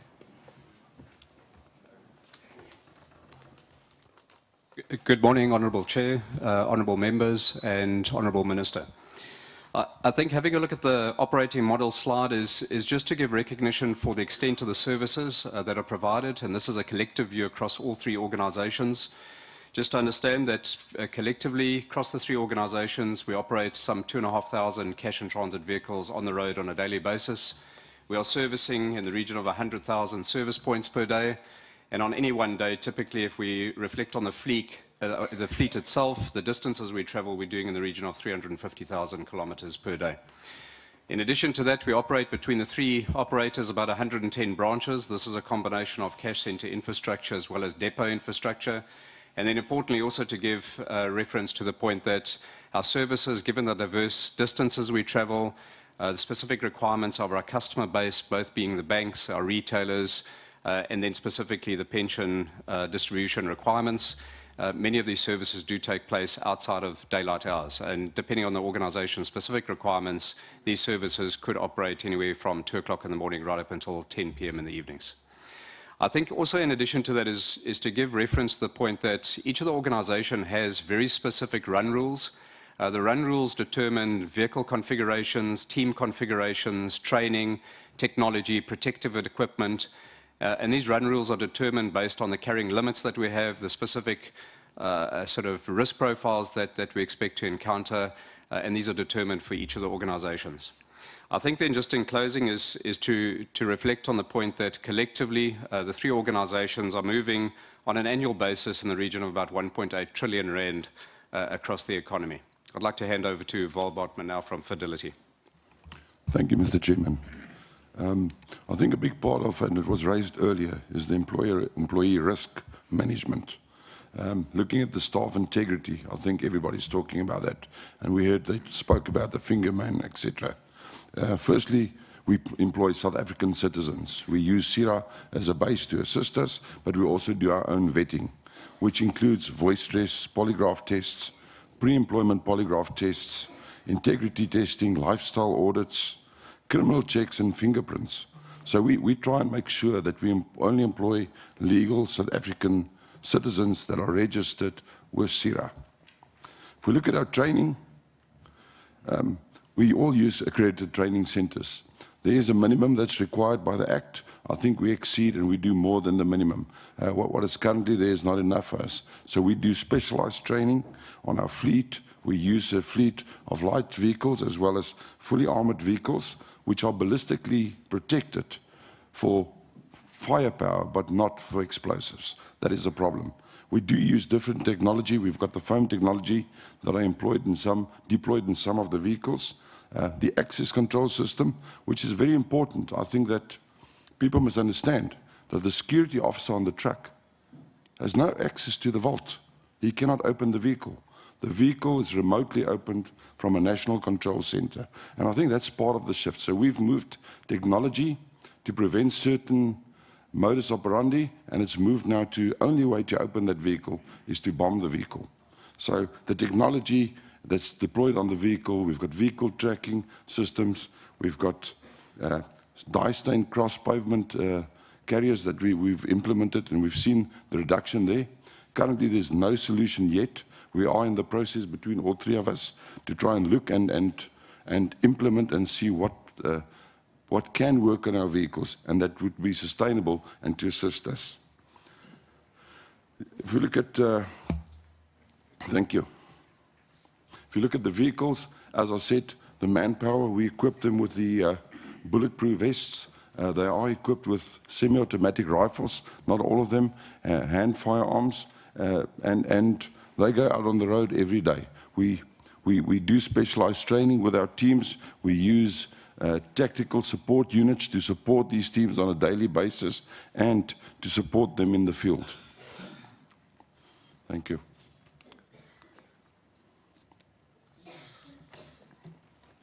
Botman, next. Good morning, Honourable Chair, Honourable Members and Honourable Minister. I think what is important though is I just want to briefly share the message of the industry and the SAPS. Obviously, we are deeply concerned about the increased attacks on the CIT industry over the last 12 months. But I think what is important is, however, we are really encouraged by the responsiveness of the law enforcement agencies and their willingness to work closely together with the sector, and we believe that an ongoing collaborative partnership between all parties will successfully address the scourge. By saying that, if we then go to the presentation, we then decided as an industry and the police to determine two objectives, one short-term and secondly the long-term objectives that we have. So if we look at the slides and the presentation, the first slide you'll see is collaboration of the police. Between the police and ourselves, we had a workshop and we got together over a weekend and we decided what was important is to work on the response side of the crime intelligence and the crime that's happening. So a national JOC was then established at the training college in Pretoria West, where the industry as well as senior people within the police are sitting and responding to any incident that happens. And you'll see the success of that just now. The interaction with the local JOCs, so in the areas where we have in Limpopo, Mpumalanga, Gauteng and the Northwest, where the crime has increased over the last couple of months, they created, the SAPS created local jobs, and the interactiveness and the collaboration between the industry and the SAPS are very closely together at the moment. I think what is important, though, is the deployment of additional tactical support units, including the police escorts and air support. You can see the visibility in terms of the tactical support from the SAPS. And specifically when we need some visibility, they support us quite tremendously at the moment. Ongoing cooperation with the SAPS industry and at the local level, that happens constantly. And I think the last thing is a task team working with other key stakeholders when investigating crimes. I think it was mentioned a little bit earlier in terms of getting the people prosecuted, and we've got a lot of investigators within the industry which can support the local authorities in terms of preparing the documentation for prosecution. We then as an industry also have a responsibility to combat crime. And so we acted on certain things. So ongoing employee screening and vetting across companies, I think that's important, not only from a recruitment point of view, but also simultaneously there could be possible collusion. So on a constant basis, we screen the people, vet the people, do polygraphs.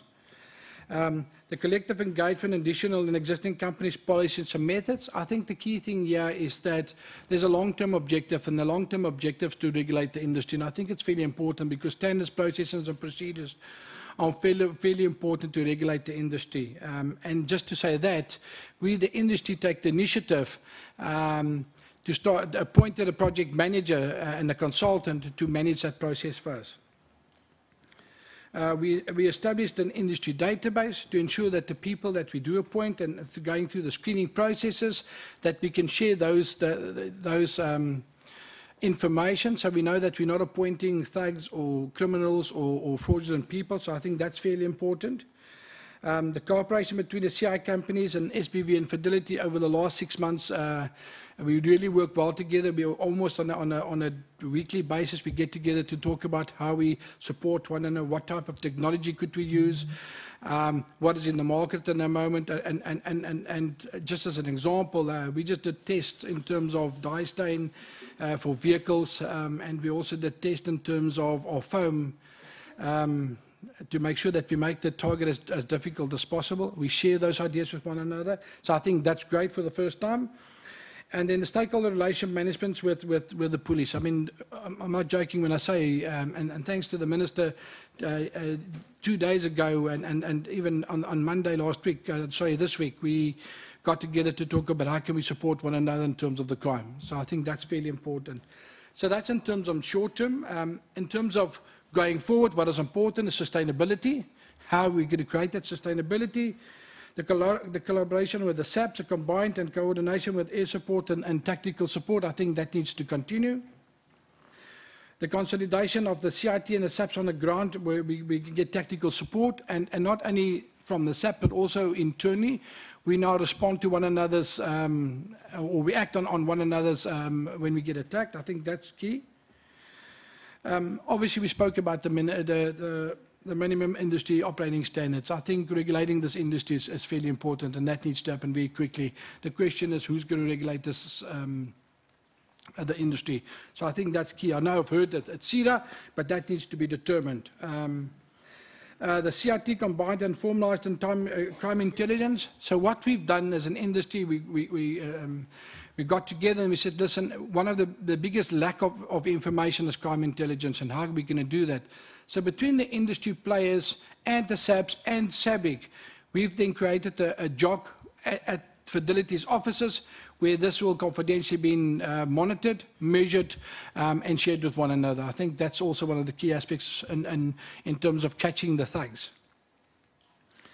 We also simultaneously have a responsibility to invest in terms of combating crime. So we decided to get funds from a banking institution to support us, where we're going to add and put more tactical support on the ground to support the crime, firstly, specifically in the short term in those 4 provinces where we define as hotspots. And then secondly, I think what is important is we will also have air support to support one another, and the funds is made available to do so. And by doing that, obviously we need to measure the accountability and responsibility and the success of spending those funds, and we will have quarterly and monthly meetings with the necessary stakeholders to show the improvements of what's been occurred. And then I think lastly, it's a collaboration with the regulator, work on with SAP to find mechanisms to spoil the price. I think the one key thing is we spend, believe it or not, and most of you people might or might not know, we spend quite a lot of money in investing in technology and different ideas and ways to mitigate the risk in the industry. But the one thing is, and it was mentioned earlier, and they didn't know about it, but we've already done the first test with dye stain in the vehicles. It cost us millions to do that, just to do the test. So there is investment, there is definitely cooperation, and there's definitely, we have a responsibility to our staff and our members to keep them safe. Thank you, Mr. Chair. I think in addition to, if we look at the next slide, in addition to those sets of activities, the ongoing investment in technology, the training, and all of the other things that we need to do as a collective cash and transit industry, there are specific areas, and this slide is an approach to highlight those areas where we think there are current deficiencies, where we require support. The very first one is very definitely a view around the need to establish some kind of regulatory body for the cash and transit industry. And that should be focused on minimum standards, and that might well extend from a training perspective, from a vault protection perspective, perhaps cross-pavement limits, and all of these other aspects that I think just collectively should be addressed at an industry level. In addition to that there's a definite need for the ongoing sharing of intelligence with authorities amongst ourselves, and making sure that we bring together those critical elements that are involving investigations, and make sure that we, in an easily and accessible way, can share the information that is required. Thank you, Honourable Chair, Honourable Minister, and Honourable members of the committee. SAPS have addressed my concerns under Pillar 4 of the operational deployment, the detection approach. I think what we need to acknowledge is that because of the closure of specialised units over the last couple of years, what's happened at DPCI in the past with regards to the investigation of CITs, there's been a lot of institutional memory that's been eroded. Although there are task teams currently in place, and I engage with these people on a daily basis from Fidelity side with the investigators doing these CITs, and there appears to be a lack of skill. And some of the recent arrests that we've had, some of those people are already out on bail. And what it tells me is that we cannot only blame the prosecuting authority. The prosecutor is only as good as the docket that's presented to him by the investigator. That being said, I think it's very important at grassroots level that there's a clear delineation of functions. We still experience it from day to day in different provinces. There are different provinces dealing with the problem differently. I think there should be a national instruction that makes it clear to the members on the ground who is responsible for the CITs, because it starts with the attending of the crime scene itself. I always maintain that you solve the crime on the crime scene, not when you arrest the perpetrators, because you may arrest them a day or two or a year later, but you cannot link them to the scene, all the efforts will be in vain. With regards to crime intelligence, I think enough has been said about crime intelligence. My proposal would be that for the immediate future, that the task teams are assembled, and if there are detectives within DPCI and within the general detectives, the organised crime section of the general detectives, that could make a major contribution within these task teams as an immediate proposal to address these issues. Thank you, Mr. Chair. Thank you very much. Thank you. Next slide, please.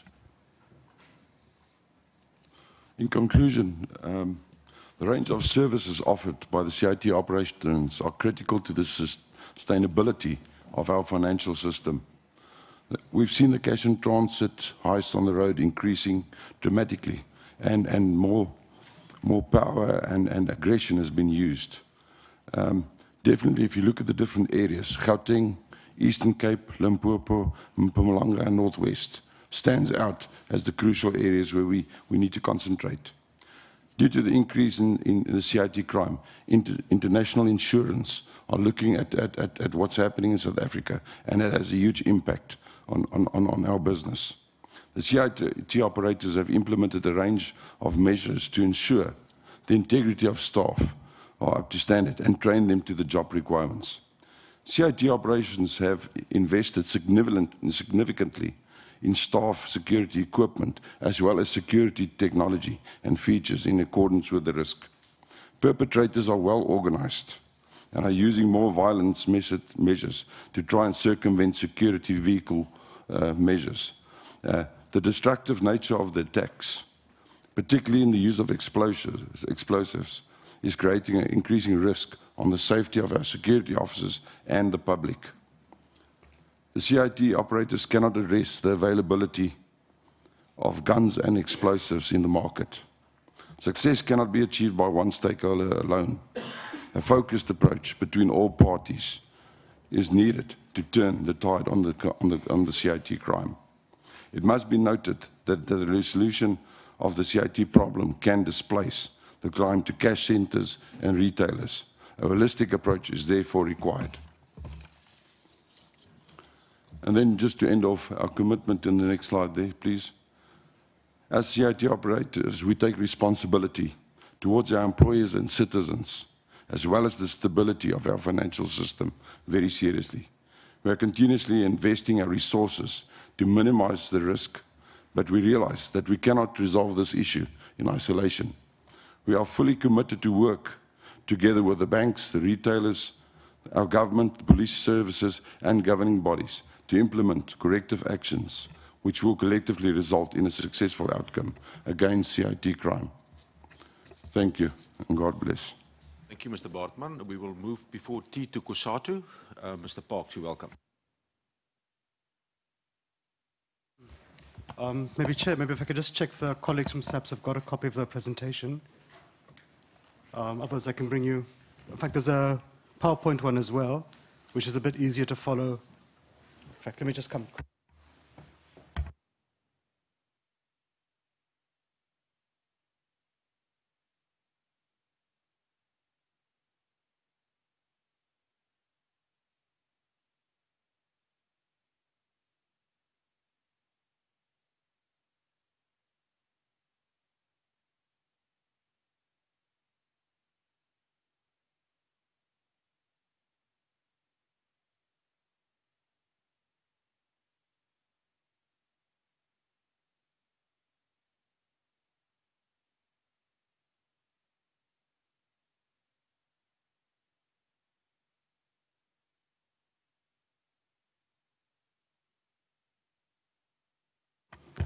Sorry about that, Chairperson. It's been one of those slightly hectic weeks. Good morning, Chair, and to honourable members, honourable Minister and colleagues and comrades.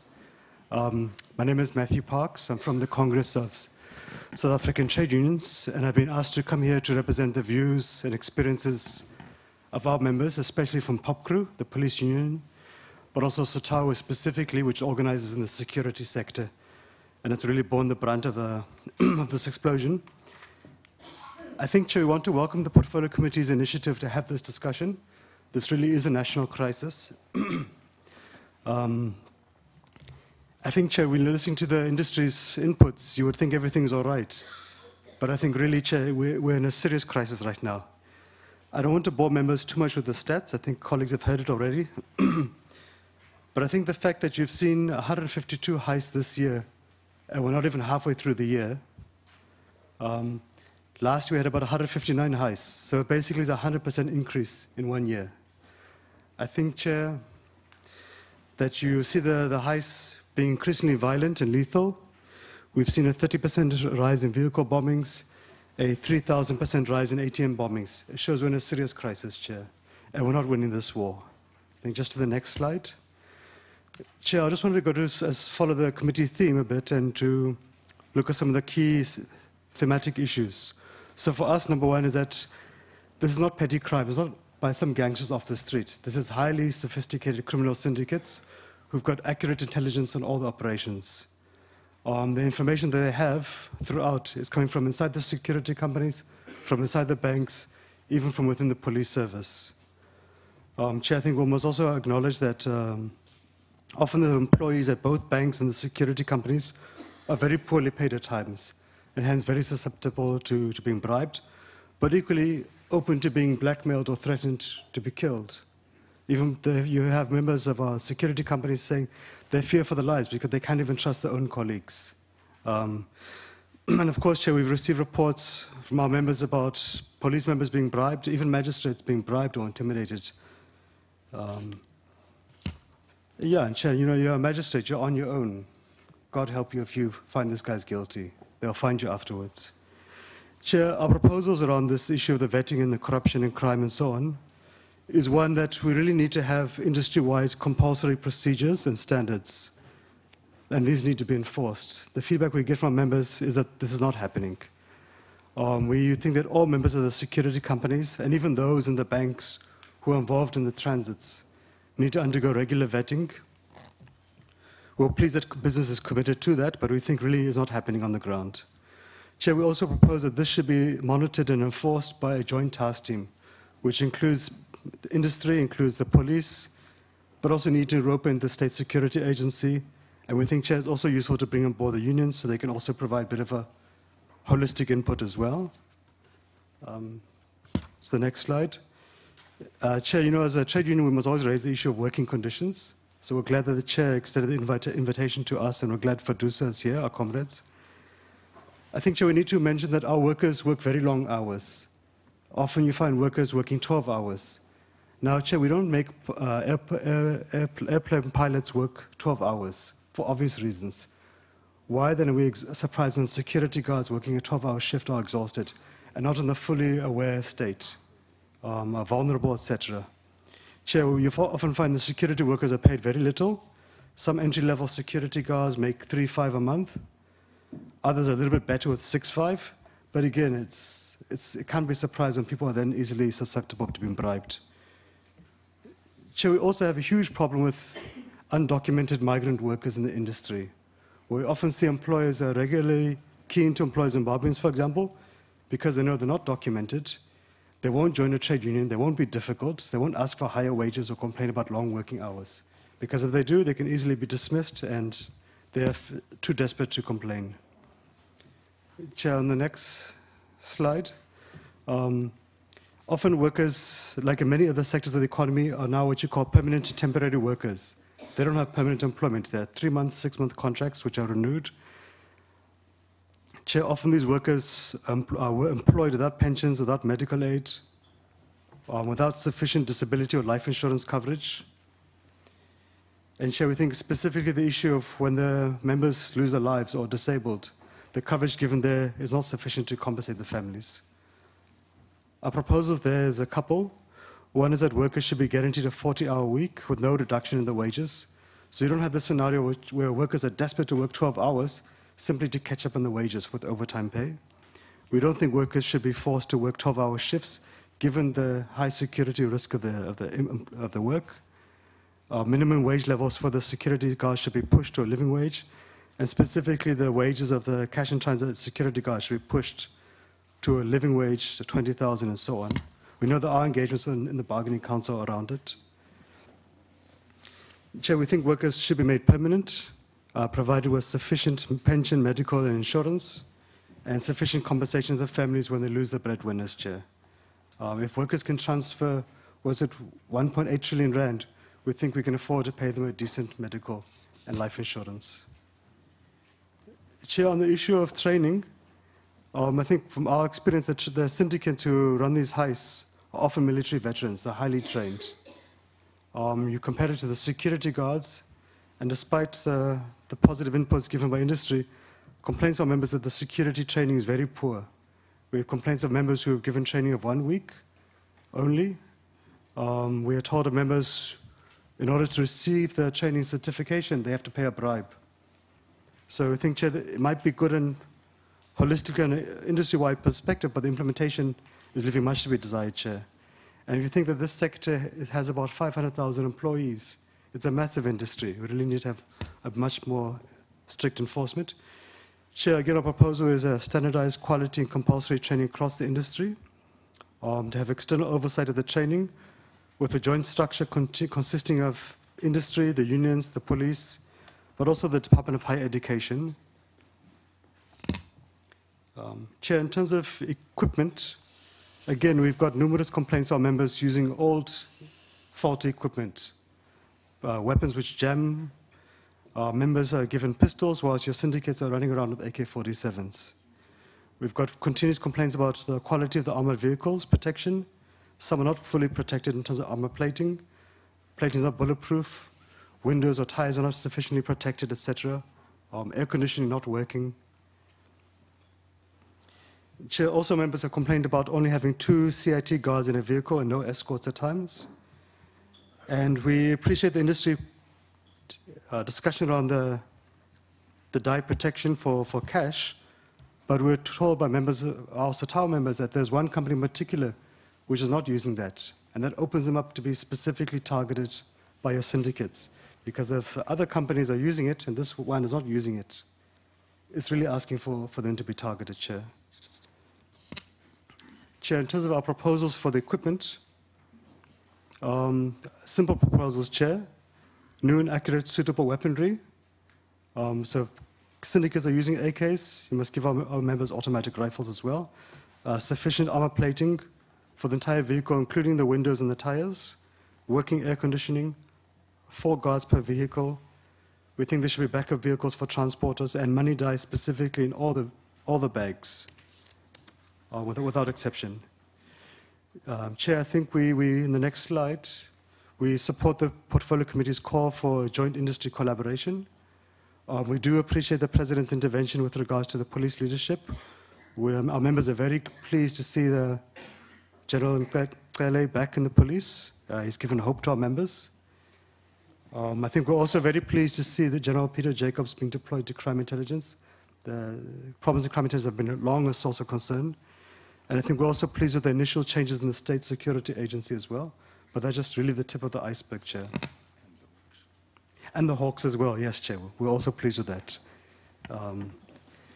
Chair, I think our proposal is that to have, again, a joint task team for this crisis of industry, of the banks, the unions, SAPS, state security, but also the NPA, Department of Justice and Correctional Services.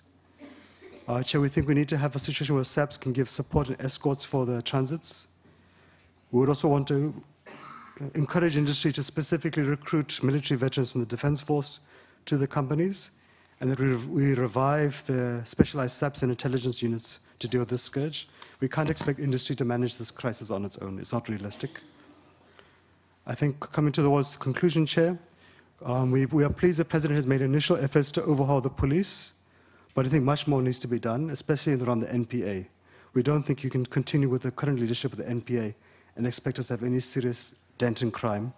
Again, with correctional services, Chair. Chair, I think your Portfolio Committee, I think, was 3 months ago, had a very good hearing around the force structure for SAPS, where we've seen that about 2/3 of SAPS are deployed to administrative posts. I think about a quarter are deployed to head office. We really want to see that being reversed, and most SAPS being deployed to specialized units and to station level, not to sitting behind the desks. Chair, I think we'd also want to see the prisons being turned from universities of crime to centers of correction. You can't have criminals sitting in prison masterminding heists outside it.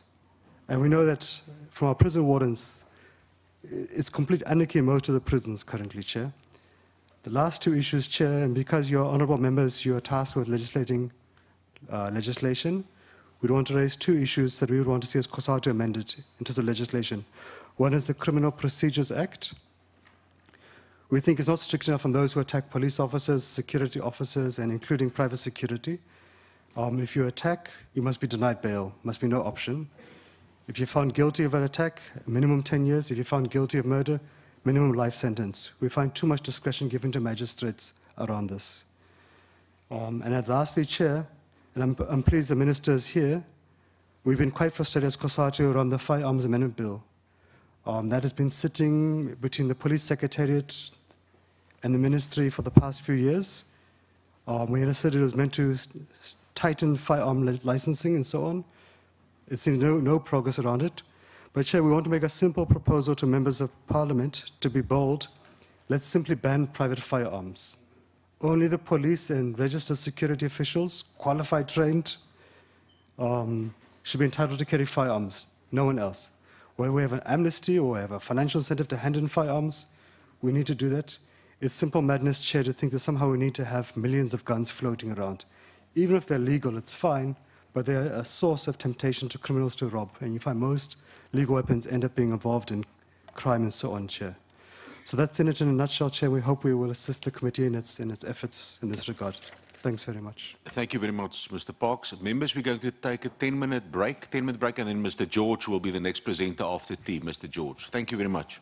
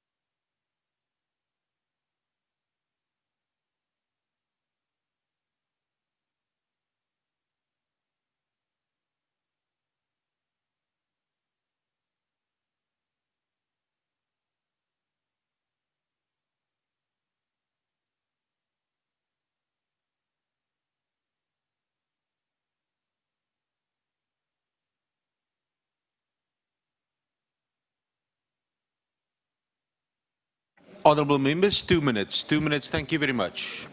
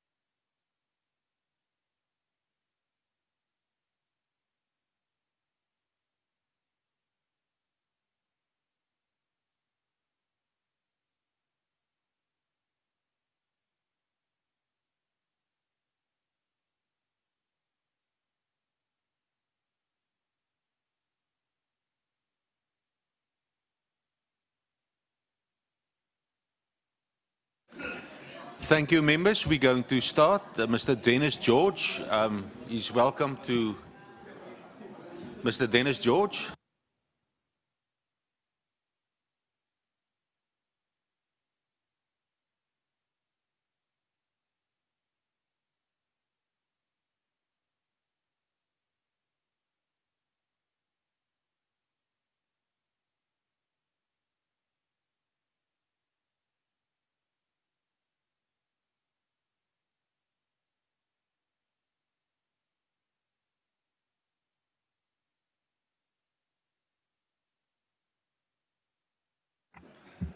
Thank you very much, honourable members. We're going to start again with our proceedings. The next presentation will be Fiducia, Mr. Dennis George.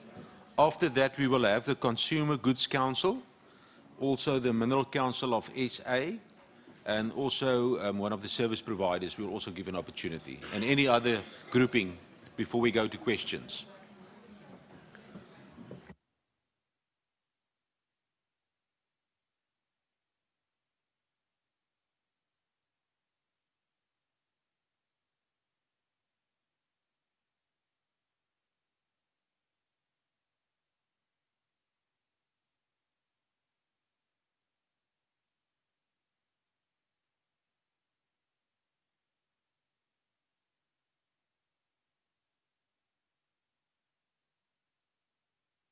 Is Mr. George available?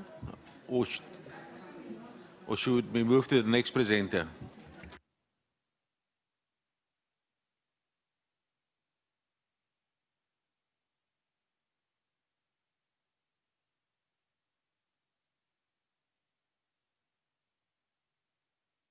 Mr. Dennis George, you're welcome. Thank you.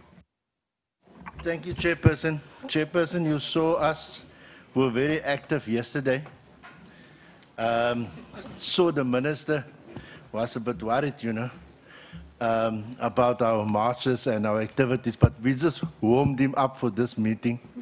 And we want to thank you for your leadership in calling all the stakeholders together, because I think South Africans are much better in solving critical problems if we bring all the people under one roof.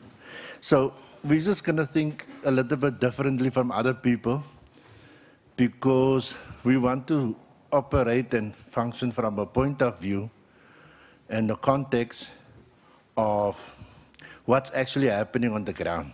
Okay? And once we finish, now we've got a video there that we want you to watch on the screen. I've got a young man here, he became quite a TV star lately. He explained this thing on television to the nation, so that they can see how the criminals outgun us, that we are not enough people on the vans and so on. And then I'm going to ask the General Secretary just to give us the correct statistics in terms of the wages, in terms of the size of the industry and so on. So maybe we can start to play the video, please. Okay. Okay, thank you very much. My name is Klasnyane Mtaung. I will be explaining what we are going to see on that video footage. That was a robbery that took place when one of our crew members were attacked. As you can see, the guy who's coming out stole the bag of the money from the crewman, and the driver has to do the chasing. You will see as it proceeds, there comes the G4S truck, and it almost rolls. Now, because we are not having enough manpower, the driver has to do the chasing with the buggy itself.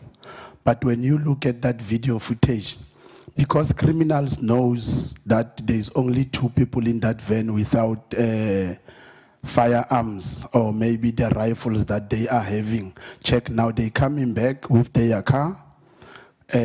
Obviously now they know that this guy cannot shoot them. And then look, when he reversed, he bumped them with the truck. As you can see, the white powder that is coming out is from the mirror when it broke. These guys have this nerve just to play around until you check. When this car stopped, one of the criminals got out with an AK shooting at that vehicle. But if we were having enough manpower and the rifles that we are asking, that should be a must in the cash in transit companies to have, that it was not even a battle. It was nothing, because those robbers meant nothing to those guys if we are fully equipped. Thank you. Thank you very much. Mr. George, you can continue. Thank you. Chair, so what we are arguing from our side, a number of points. So our members were mobilized yesterday, and we're making basically about 5 points. The first one is we want to immediately stop to the brutal slaughter of our members, because you can see they are in that situation. And these criminals don't play, and our people are not well protected. The second point is the issue of the regulation of the firearms carried by these officers, because I think a person has to link these people to, and you saw what we showed you in the video, so that, you know, because if criminals know, you've got nothing that you can shoot with, they're just going to come continuously. The standardization of the trucks. Now, you know, there's different companies with different trucks and so on. Look, I'm not too much of an expert on that, but my General Secretary on my right is going to talk a little bit more about that. And then the licensing of the cash in transit operators, and then the training, how the training should be done, and then also the number of officers per vehicle. So that, you know, when you're there, these guys come with teams with 4 cars, 11 people, and so on. Because they are the people, it's not you, it's not Val Bartman that stands there, it's my members that's there, you see? And it's interesting for us to sit here and have an intellectual discussion. But they are the people that's sitting there, you see. So it's important that this committee listen to them and what they have to say. So let me give to my GS here. Thank you, sir. Okay, thank you very much, Mr. Chair. Like I said, my name is Mjumsin Mabaso, the General Secretary of Motor Transport Workers Union. That represents 99% of the CIT. You will forgive me of my voice. I'm sure you have seen what was happening yesterday. So my voice is a bit gone. But it is Your rally voice is now replaced by boardroom voice. It is our pleasure that we come and present this on behalf of our members, just for a record purpose. I was a CIT employee for 17 years, and I survived 8 robberies before I became the president of the union, and then I became the general secretary of the Motor Transport Workers Union. So what I'm going to elaborate here is issues that I've got an insight. I know exactly what's going on. So maybe before I start, Mr. Chair, I would like to correct from the presentation that was presented by our colleague Kosato, because I want this board to get the exactly right information as to what are we talking about. So first of all, these CIT employees, their number does not amount to 500,000. They fall under the Road Freight, Logistic and Industry Bargaining Council, which consists the truckers also. But because we transport goods for reward, hence we fall under the council. That's what the council require. So these employees, they are a very small sector within the council, plus minus 10,000 of them within the council. And the hours of work is regulated by the council. It's not 12-hour shift. That belongs to the security guarding. And I strongly believe today we are here to talk about mostly about the CIT. And I stand to be corrected on that. So they work 8 hours. Anything beyond that is an overtime. And the minimum currently is 12,200. And as we have seen throughout the last week, we have been demanding that we want to move the minimums to 20,000. But we are just saying this for a record here because this is not the right forum to negotiate the salaries. Salaries are negotiated at the bargaining council. So I just wanted to correct some of those things. Yes, yeah. So I think I've set the record straight on the CIT. Now, I'm sure yesterday we've seen as we have seen in the news, the demand and all of that. We had a mandate from our members to say, look, we are sick and tired about the robberies that are going on. The standards have reduced within these employers and also the response from the SAP. Actually, they started a long time to say, can the union, you demand that you want Mr. Begicele back? I said, but it's not for the union to do that. So we thank the minister that is back as the Minister of Police.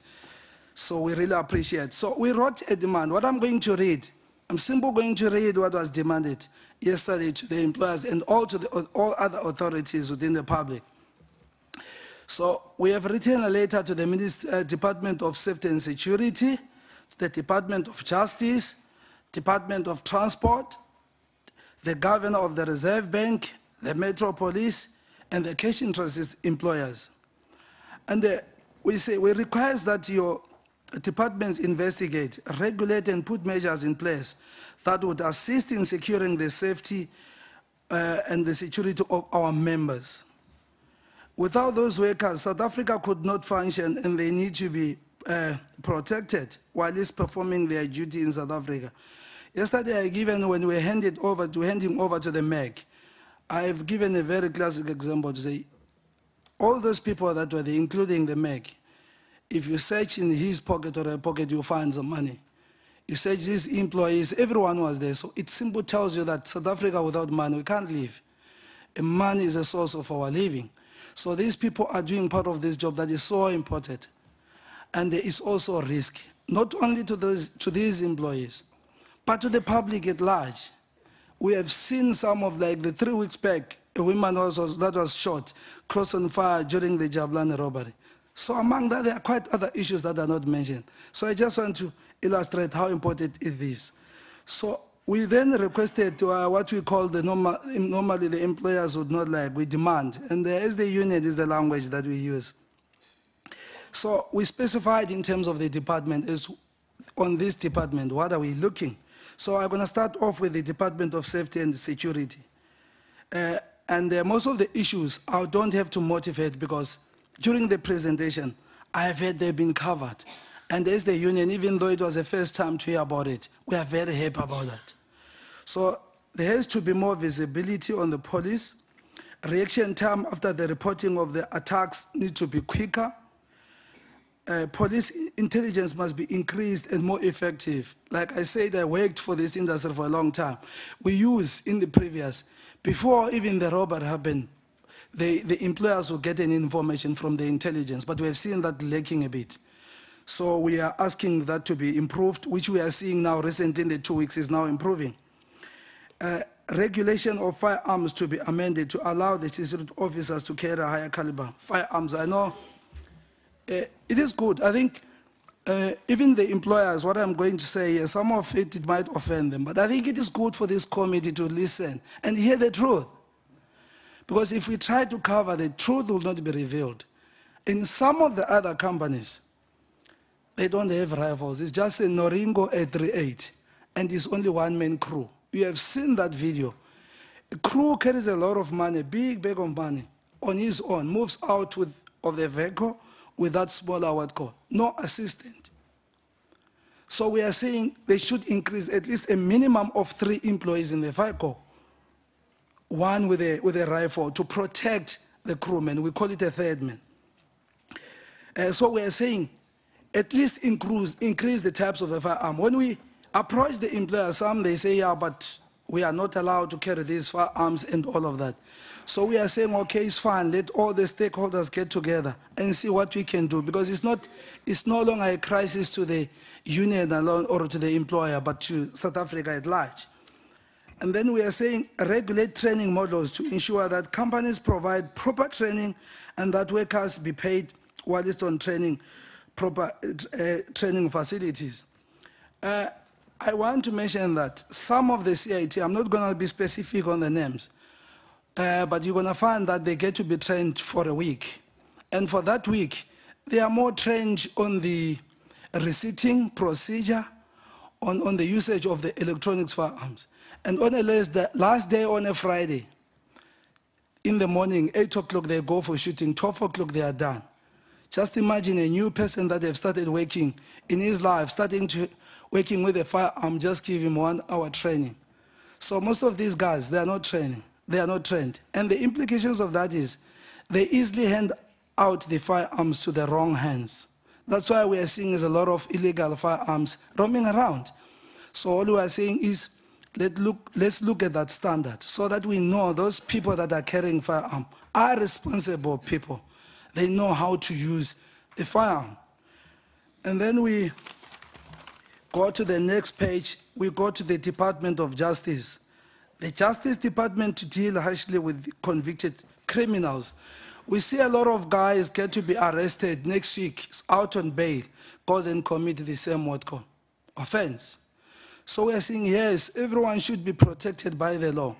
But I think it's the time that we have to look at this issue and see how do we change these issues. These people need to pay for their acts.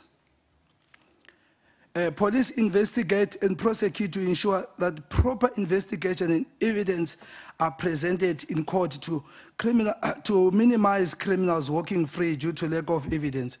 The problem is that with the police, they will come there and investigate, but with not having sufficient evidence to convince the justice system to send that particular person to pay for his acts.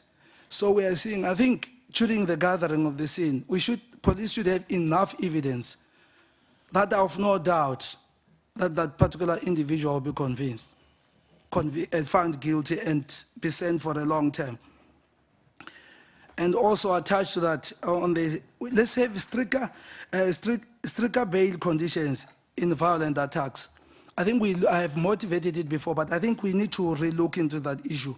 The bail conditions seems to be a very simple thing to get. And that's why people would commit crime today, get arrested, tomorrow is out. I mean, not only on CIT, but we are even seeing this within the community. And people the victim sometimes they get to run away from their houses because they know this particular guy, I went to report him, is out. So it applies on both platforms. And then to the Department of Transport. The Transport Department to regulate the form of transport for cash in transit sector.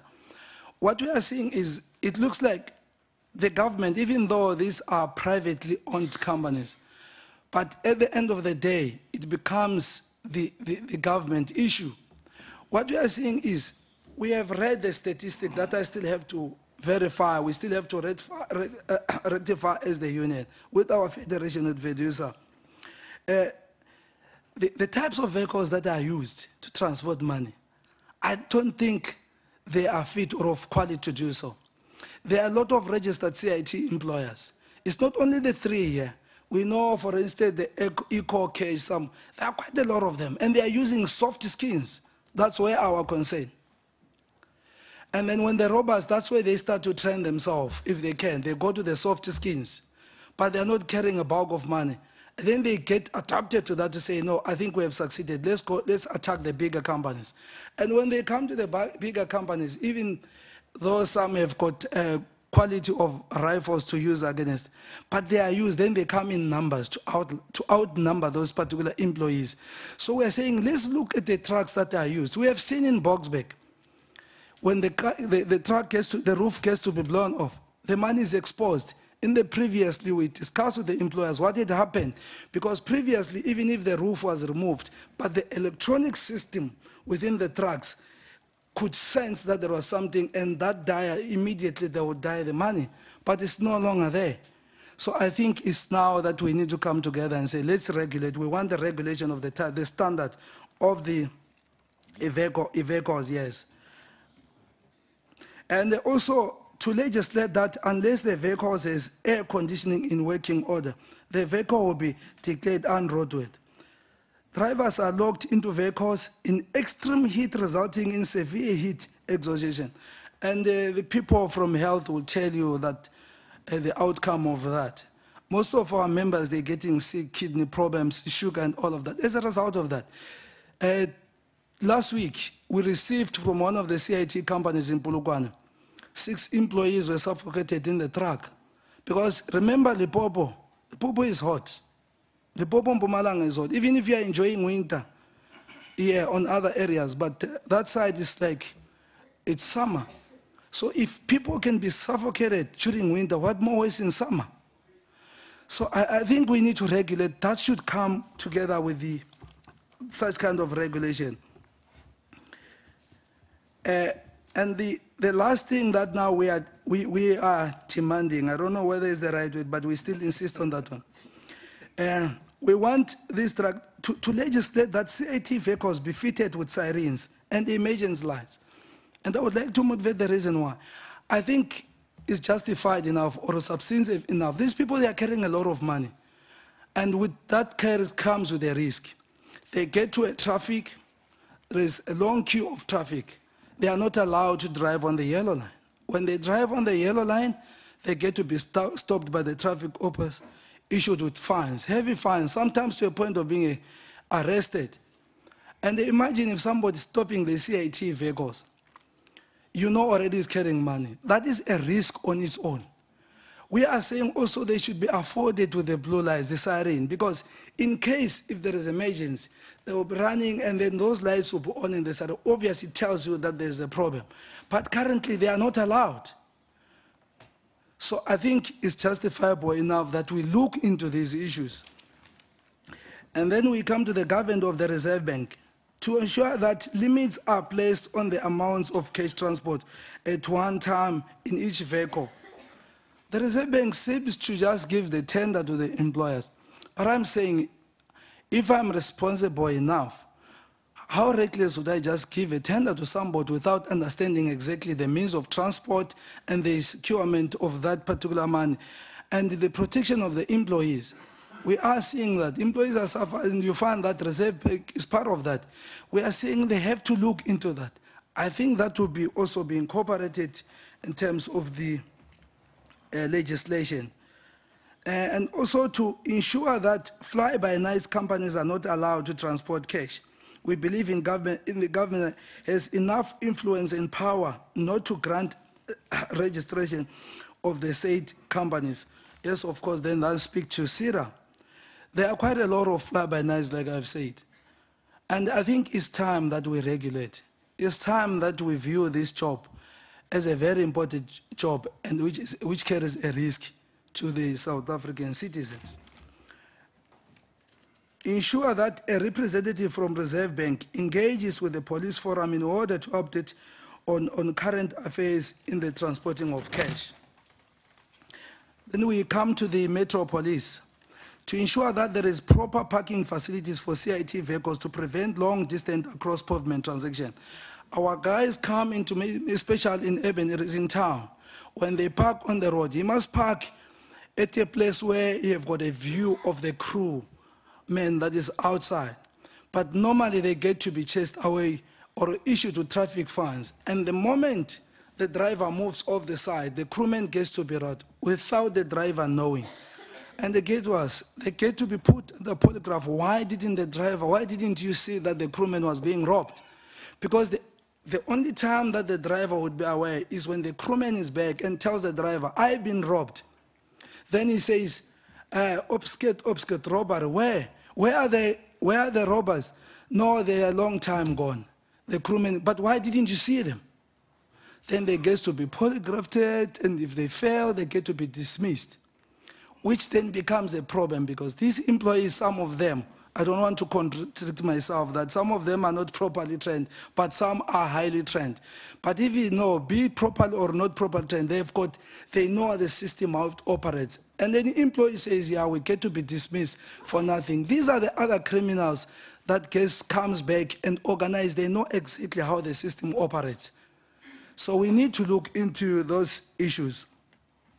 And then to ensure that there is more roadblocks and random searches of suspicious vehicles, particularly in the vicinity where cash transactions take place. I'm not going to motivate. I think we had enough. And as the union and our federation, we are happy with the motivation that we received from the police ministry.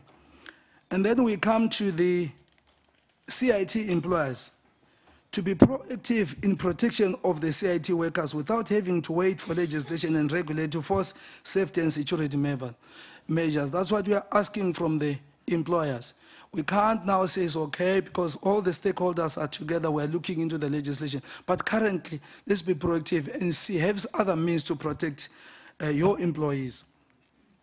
To appreciate the dangerous and tedious work that the CIT employees perform every day and to reward them accordingly. I think those are some of the things that we need to look into. There are some of the employees that does good job, but they don't get sufficient. It's like your child have done good thing, you encourage him to go to school, he passes, then he says, okay, you passed, it's okay. You do it for yourself. You are discouraging. You need to do something, buy something for him to show that that is a token of appreciation.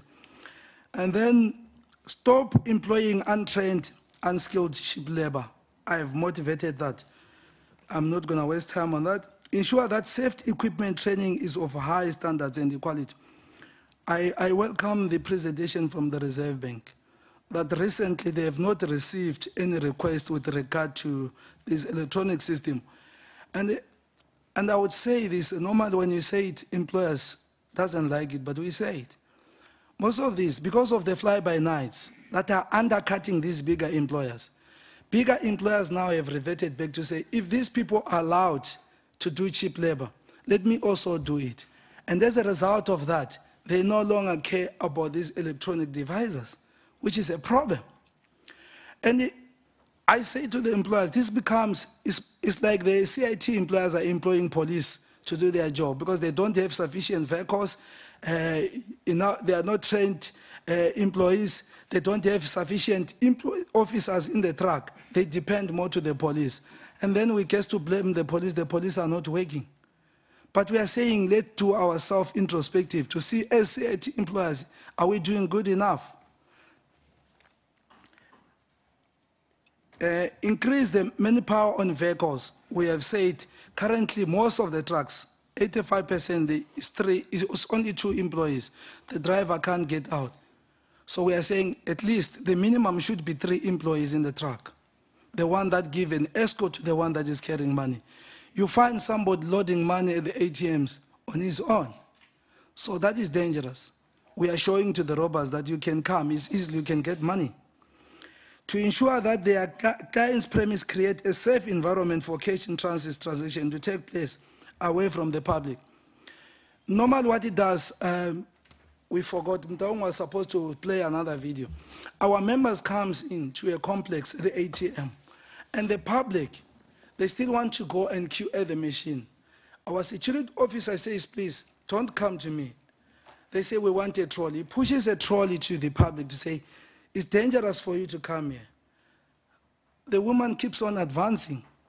Guess what? Our member thinks maybe because we have I've said it nicely, it's now dangerous because the women that we know are our mothers and they are very sympathetic to their kids. In Polokwane, we had a woman who was also involved in the robbery, carrying the firearm, big firearm. And when you see if the situation comes to that, even now, I still depend on my mother. Being as old as I am, if I've got problems, I go and cry to my mother. Sometimes I just say the father, I know the father. But mothers are known to be sympathetic. But they are our mothers carrying firearms, attacking their own kids. So this guy coming back, he pushes out this woman. Guess what? The public reports get to be suspended by the employer. But he was trying to make sure that you've got safety measures. So we're saying, let's look, those are unnecessary dismissals that we are talking about. So the public should also be aware that the CIT employees, they are not against it, they don't hate anybody. But they are trying also to protect them. And then we have got escort backup vehicles to be provided. Even we have not received it officially, but what has been presented by the employer and the police, we welcome that. So in the space of time, I'm not going to motivate on that issue. And then we say, stop the large number of dismissals for minor offenses in their way, in the complex of job descriptions. I've motivated on that. That you get to train these people, and then to fire them is so easily. We are not saying as labor, don't fire them. But if they've done something, a minor thing, just give them a reminder, friendly reminder in terms of the act. And then the last one is to ensure trauma counseling after haste and attacks. I can tell you, some of these employees, when they get to be robbed, they're expected tomorrow to be on the road without any counseling. And guess what? That particular employee is so stressed, no concentration. That's why some of them, they just seeing people and he think this person looks like a robber, start shooting. We are saying, afford counseling to those employees. You can't, if I've been involved in the robbery today and then tomorrow morning I must be expected to be back at work. So we are saying, look into those issues. And then the last one comes as a comment that Motor Transport Workers Union appeals to all the authorities and the employers to assist in ensuring safe, secure, and decent working environment for their members. We will be monitoring the situation closely, and if we don't see any equipments, any improvement or adherence to our demands within the next few months, we will have to reserve our rights in terms of the labor laws, which could result in members withholding their labor. The consequences could be dire for the whole of South Africa. We know. Yesterday, we had just one day, but you go to the ATMs, I can guarantee you now, the ATMs are out of money. So not to say as the union, because there is this perception that the unions, they always like to strike, they strike the economy and all of that. But we have got a responsibility as employees to protect our lives. So in closing, I would say, it is good for us as the union and our federation to be given this opportunity to come and present. And we strongly believe that we have been heard. And we will be waiting for this time that we have given all the stakeholders that we engage. And the other issue is, we know there are private information that cannot be shared with the unions. But I think with the leaders, it is important so that we know exactly what's going on. Reserve Bank gave something that we appreciate, and the employers and the police. But we are not aware of that. The business gave something that we appreciate. But let's engage these employees, engage the unions, so that we buy into it, we work together. And also, I would like, it has been on the public utterance that police and the CIT employees are corrupt. Let's not assume as if the whole lot. Yes, even within your kids, it's one out of the other that is out of way. But let's not give that as a correct perception that police are corrupt and the CIT employees. No, let's deal with those ones in the police that are corrupt. If we find one, we deal. In the CIT, if we find one, we deal. But to the public, let's give the true version, because they need to motivate the police and the CIT to be hard workers. Thank you. Thank you, Chairperson. Just in conclusion, from our side, thank you for the opportunity. But also, as President Ramaphosa have encouraged us in his State of the Nation address, let's use this sector approach to, number one, increase investment. Number two, increase job creation. And number three, increase good returns, right? For employers, because remember, it's our pension fund money that we invest in the companies, and the companies must make a good return on the basis of providing decent work, health and safety, and measures that we can set the standard as South Africa. And I want to thank you, Chairperson, for your high-quality leadership of having the vision to come all of us together. We are committed to work with you and with the other social partners and to take this industry forward and to set standards for other industries and sectors. Thank you, Chair. Thank you, Mr. George. Thank you for your presentation. We go to the Consumer Goods Council of South Africa, Mr. Mongozi. Thank you, sir. Thank you, Honourable Chair. Thank you, Honourable Members. Thank you, Minister. Thank you, General Ketles Tole. We appreciate and value our partnership. And we also like to congratulate as a start SAPS on its 5-pillar plan, which we're willing as an industry to support fully. And one thing that I just need to highlight is the fact that the retail industry plays a very critical role when it comes through to combating violent crimes. The first thing is just to give context to just how big this sector is. It accounts for 18.5% of GDP and nearly 1 in 4 jobs, so that's 25% of formal employment. And when it comes to the actual numbers of employees, as it were, it translates to about 2.9 million. So that's quite a significant sector in its own right. Now, specifically as it pertains to the discussion of the day, we cover all of the major food retailers as you all know them, but that also covers the clothing and apparel retailers. We also cover the jewelry retailers, and then shopping centers. We do have an arrangement from a partnership perspective, and that also cascades to cover business against crime as well as SBRICK, and then of course the CIT companies. And then we do have third-party service providers such as sales and merchandisers. And then recently we've expanded the footprint to also cover manufacturers, as they're also bedeviled by truck hijackings. So just to give you overall feel in terms of the crime risks bedeviling our sector, we look at business robberies. So these robbers target cash, they target cellular products, they cover jewelry and other higher valued items. And then, of course, they also make use of explosive attacks when it comes to cash management devices. And then of late, we've seen a significant up-ramp when it comes to freight and truck hijackings, and it's quite alarming. And then one thing that I cannot underplay is what happens at month end when it comes to SASSA payments. It is almost like a war zone on its own.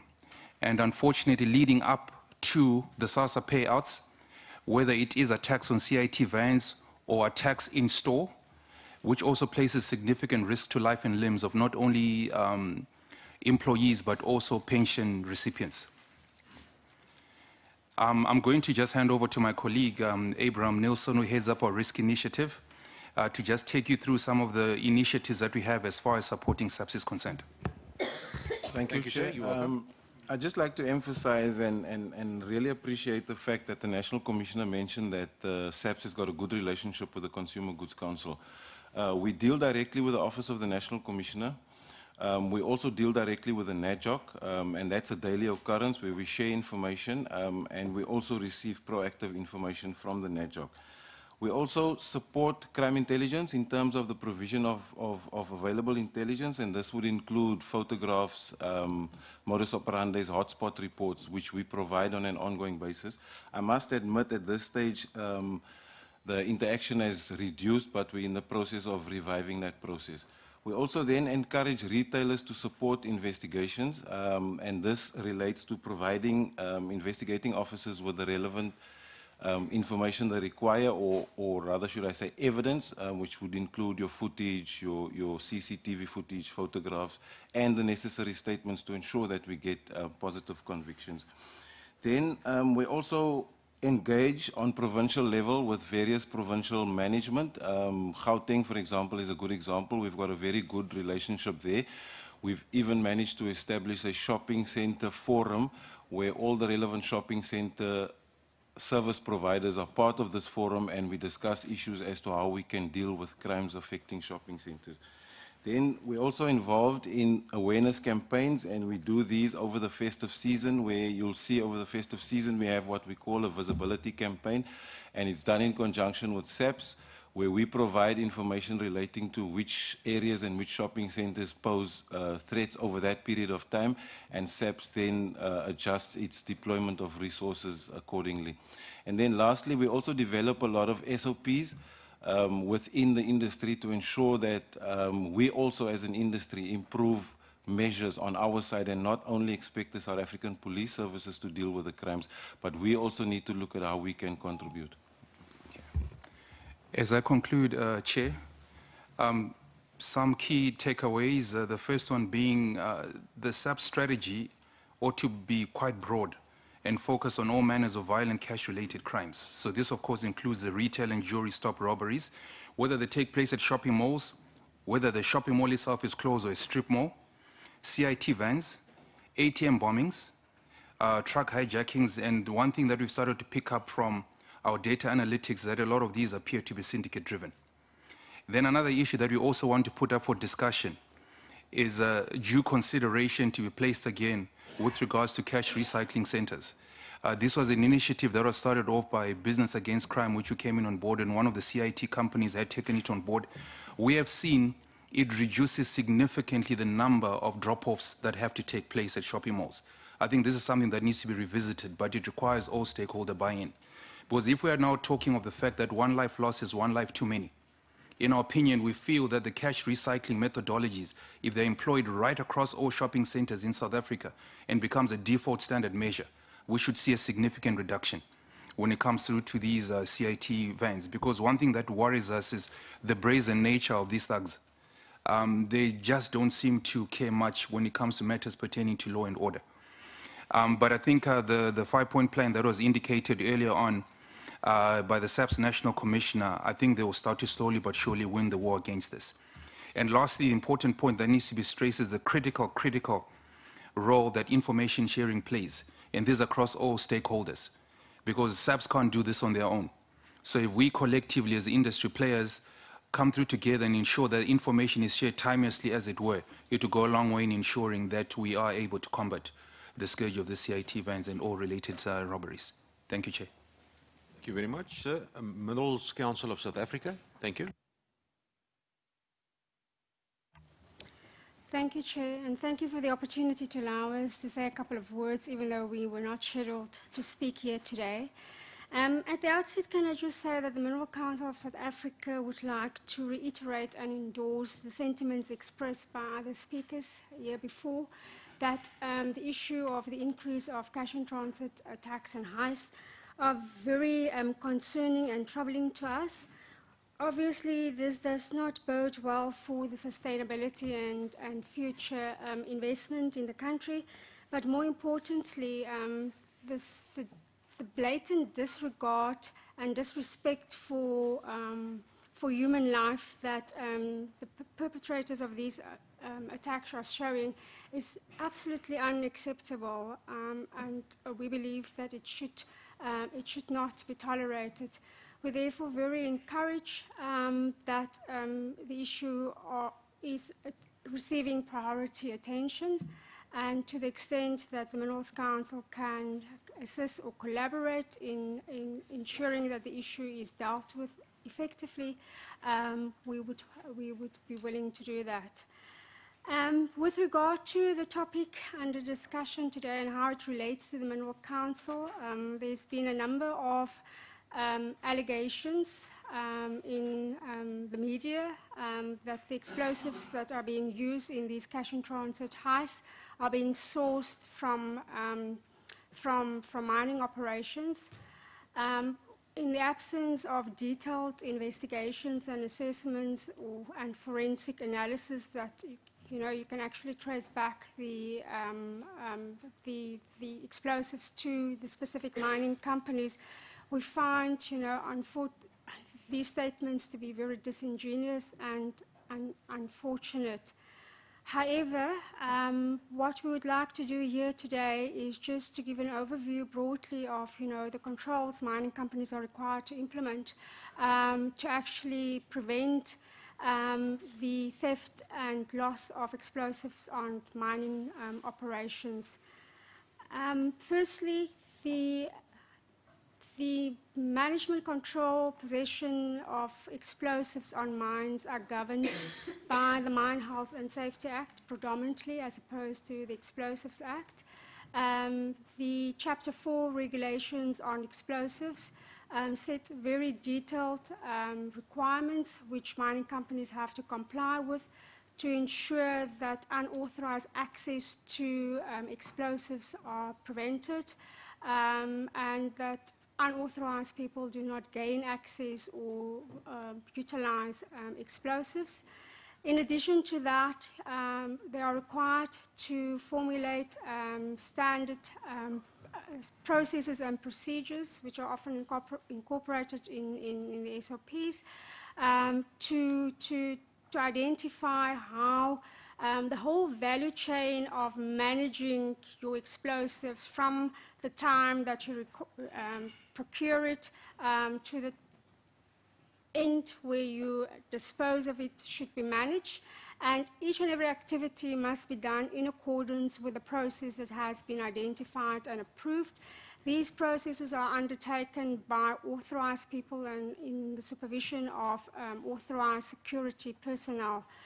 And just to give an example, it extends to your on-shaft deliveries, how explosives are then transported both on surface and underground, how you store your explosives underground, as well as the application and use of those explosives, as well as what requirements you need to comply with to blast, and then lastly the destruction of those explosives.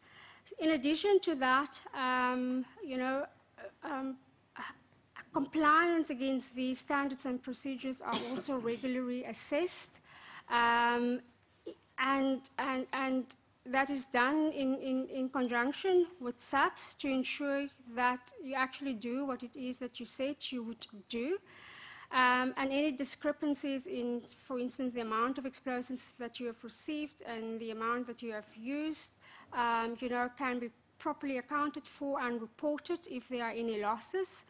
To this extent, mining security also conduct regular searches, both on the personnel as well as the material that comes from the underground. They also conduct searches such as roadblocks, either on a random basis or on a regular basis, and also in collaboration with the SAPS, conduct special joint operations to apprehend suspects who sells explosives. And to the extent that any employee is found to be involved in any unauthorized use of these explosives, that automatically amounts to a disciplinary action, and criminal charges will also then be instituted against that person. And as I said previously, any theft, loss, or discrepancy with regard to the amount of explosives for which that company is responsible for gets immediately reported to the SAPS. So this is just to give you an overview. As I said, we find these allegations in the absence of forensic analysis and assessments a bit disingenuous, but I think it's important to note that there are strict legislative and regulatory obligations that mining companies do comply with, and they've worked very closely with the police in instances where there's a loss or theft of these explosives. Thank you. Thank you very much. Is that all the presentations? I think there's also one service provider, but if we can distribute that in hard copy, then we can also do questions on that. And Mr. Smith, you're welcome then to deal with that. I want to immediately go to questions to the honourable members, and I'll allow 3 questions per member. The first few from my side. The first is directed to the National Commissioner and the Police Management. The lessons that we've learned this last few months, while there was a solution back in 2007, the lapses, how do we ensure that we sustain the momentum of cooperation that's been put on the table today, to ensure that it doesn't fall off the table again and it deteriorates? Well, what assurance can the National Commissioner give us in terms of sustainability? Then the other issue is in terms of a national approach. It is good and well to have your different provincial jocks and you've got focus areas, but the crisis also described by the trade unions, I think it needs a national national approach. So is there a specific general that is in charge of this current approach? Or is it again scattered over different divisions, different provinces? Is there a person nationally appointed to deal with the scourge? Can we just get that indication? And then, SBRICK, my final question, a lot of the, let's say, regulatory matters that is put on the table today means that that act should be signed, the Amendment Act, because the minimum standards can't be implemented if there is not a legal framework. So what can be done to address that? Honourable Colonel Barnard. Thank you, Chair. The new team of the Minister and the National Police Commissioner I have to admit, brought more energy into the SAPS than we've seen in about 15 years, so credit where it's due. And that's from me, but 159 or 160, I've seen a number of figures, heists this year, and we're heading back up towards that 2002 and 2006 spikes. Yet it seems we've only heard of this concerted attention the SAPS have been paying to this issue since the Police Portfolio Committee announced we were having this meeting. Now, if I sound cynical, it's because I have good reason to be. Can it possibly be true that in the Hawks there is no specialized unit focusing on these heists? We are talking about global reputational damage here.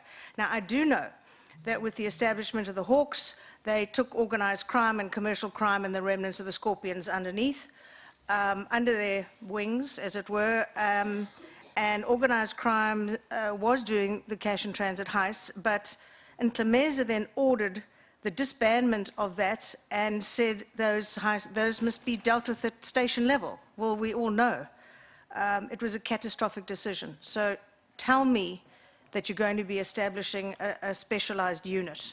There are a number of issues. In Gauteng, they made more arrests in the last month than in the whole of the previous year, but those arrested are all out on bail. Why, I think, is the question we all have to ask. Do we need an investigation into the magistrates' courts? I mean, in Limpopo, they just arrested 4 well-known for their links in the cash and transit heist, all out on bail. You have the holding time of 48 hours plus 7 days, and then out they go, like the rhino poachers. We had one who was out on bail due in court on the 21st of May. He was committing a cash and transit heist on that very day. He was supposed to be in court. So do we need perhaps dedicated prosecutors in court with special protection? It's been suggested here today that the fear of the criminals is part of the magistrate's terror, and that guarantees the freedom of those arrested. So what is the opinion of the industry and the SAPS in that regard? Then we have, I don't think people understand the magnitude of the expenses that the industry have to go to. 5.5 million rand a month on backup vehicles and helicopters to try and keep this enormous number of vehicles safe. It's a Herculean task, but I feel as though they're almost doing it on their own.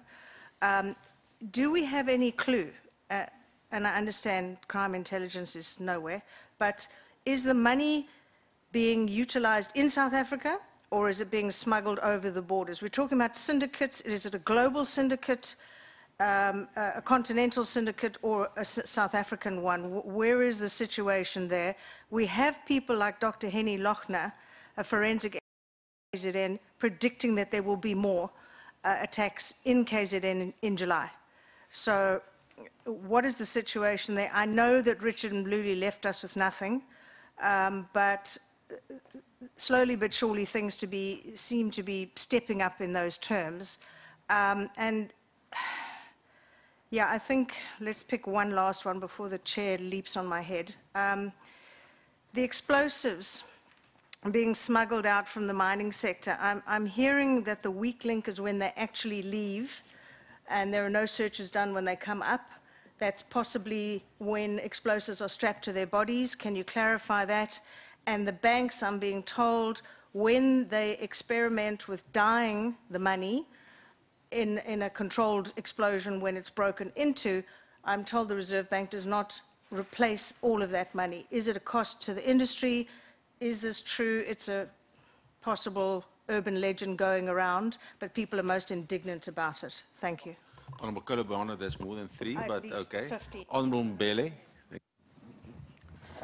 Thank you very much, Chairperson, and thank you for all the presentations. At the outset, I must express a sense of underwhelm with the SAPS submission, in that, once again, like when we had the spate of mall robberies, we've received a presentation that outlines the theoretical operational framework of what should be done, but little of that seems especially groundbreaking, because the content is what would be your standard run-of-the-mill policing that should be happening anyway, especially if you talk about what should be flowing from structures like the NECOC, the JOCs, the crime combating forums, who, if they were all optimally operating and coordinating and harmonizing, then at all those levels, we'd see much more impact.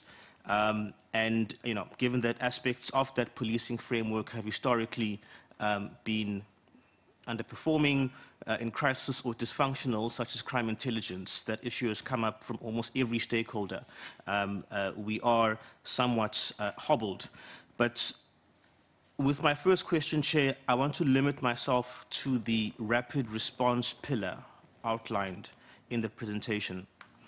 And although it wasn't written explicitly in the presentation, which was a bit of an oversight, I think, on the parts of the preparation, but it was mentioned in the oral explanation that aerial response is part of that rapid response pillar. And this is actually the most crucial, well, not the most crucial, but certainly a crucial aspect of it, because those flying squads and the support vehicles are the key operational capacity for that rapid response. We know that a helicopter could get to a heist scene in response to an emerging report much quicker and much easier. And then they can actually track getaway vehicles while giving guidance to ground vehicles for pursuit and apprehension. But the one thing we do know about this environment is that there have been years of chronic assets and human resource mismanagement. I was just looking through some past replies to parliamentary questions that I had posed concerning the capacity of the flying squads, and just focusing on the focal provinces, as has been highlighted, where the spikes have been.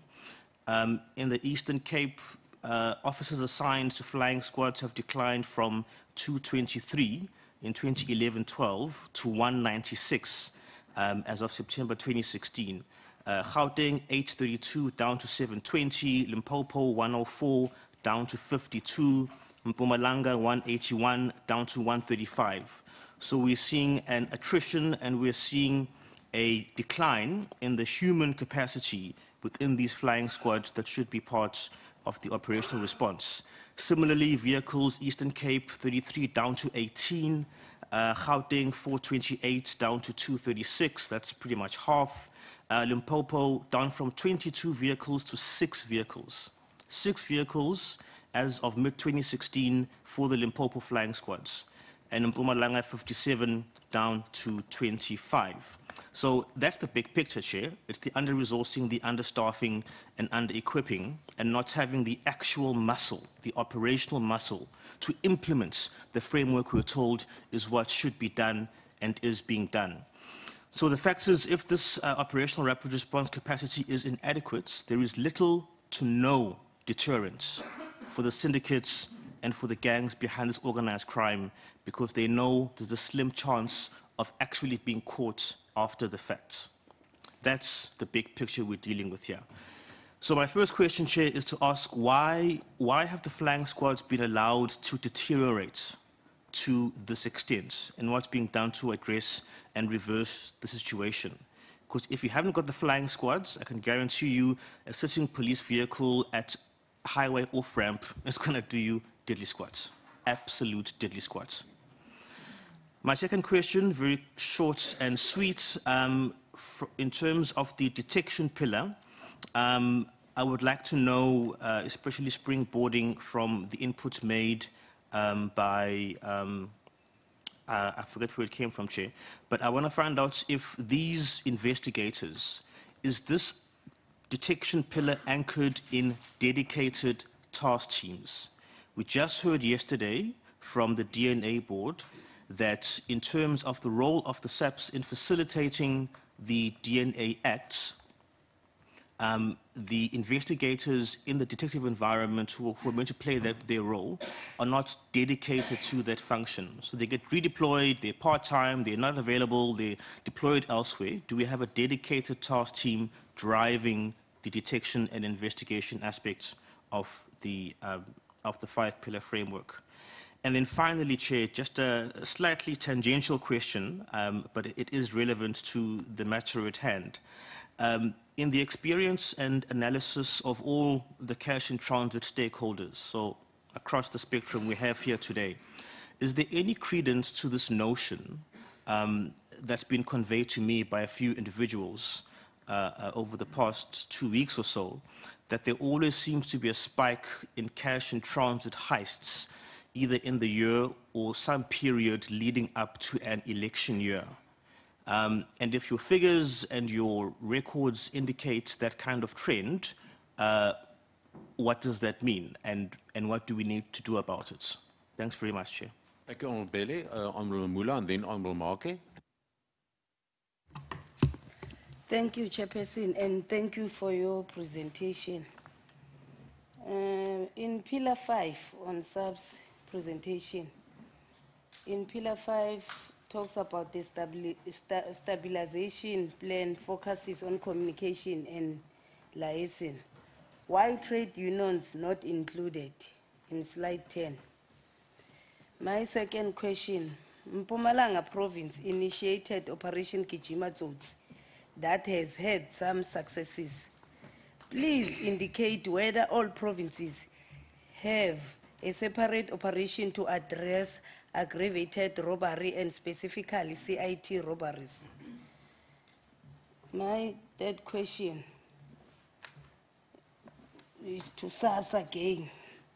Please indicate whether SAPS had any engagement with the mining sector to address the lack of control on explosives, because the use of explosives to attack and disable armored vehicles are becoming more prevalent in CIT robberies. My last question, the Motor Transport Workers Union identified several weaknesses in the CIT industries. I'm concerned about one, 2 security officers on a vehicle.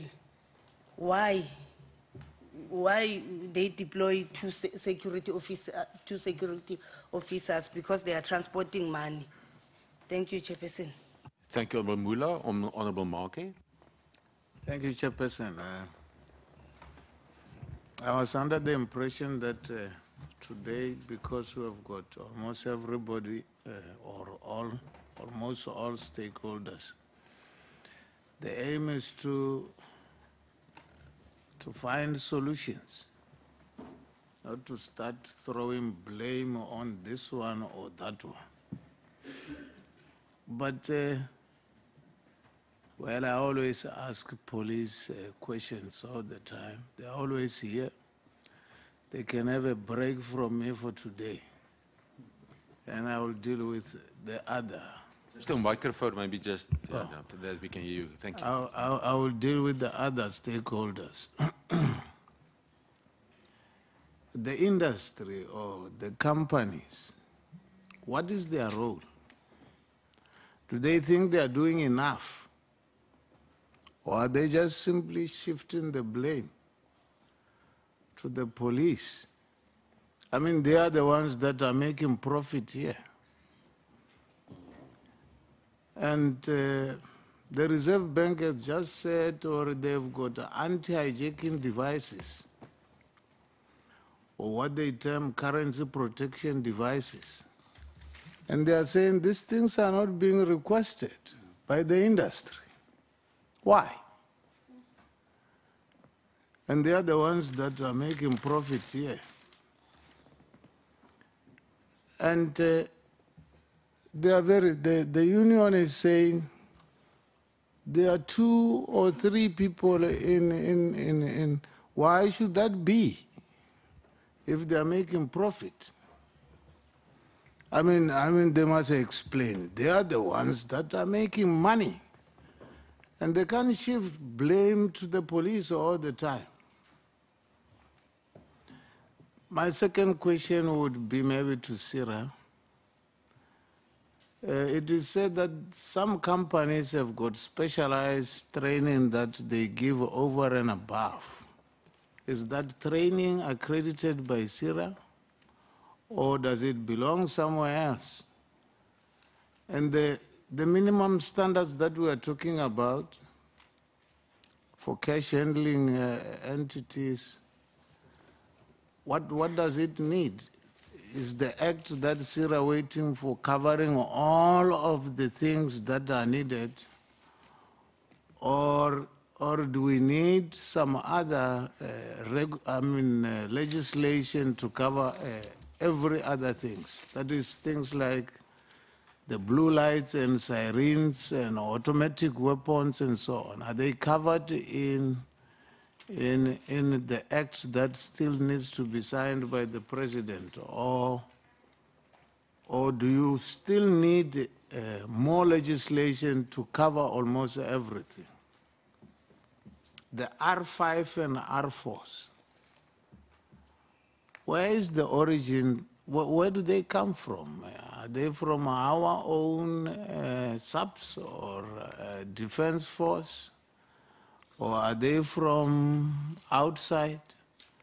I wouldn't think they are from outside, because maybe Mozambique and Zimbabwe might be using AKs, but the R4s and R5s, where do they come from?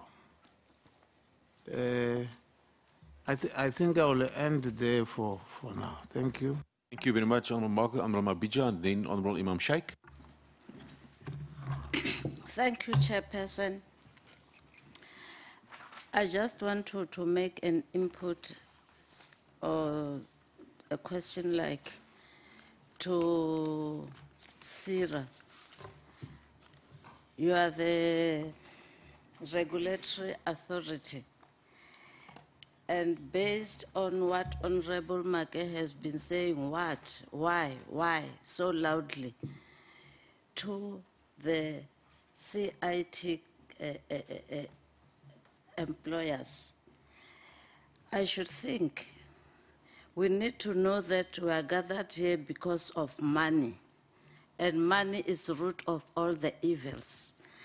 And therefore, we have identified the problem, and we have strategized and planned and prioritized how to counter that cause of this problem.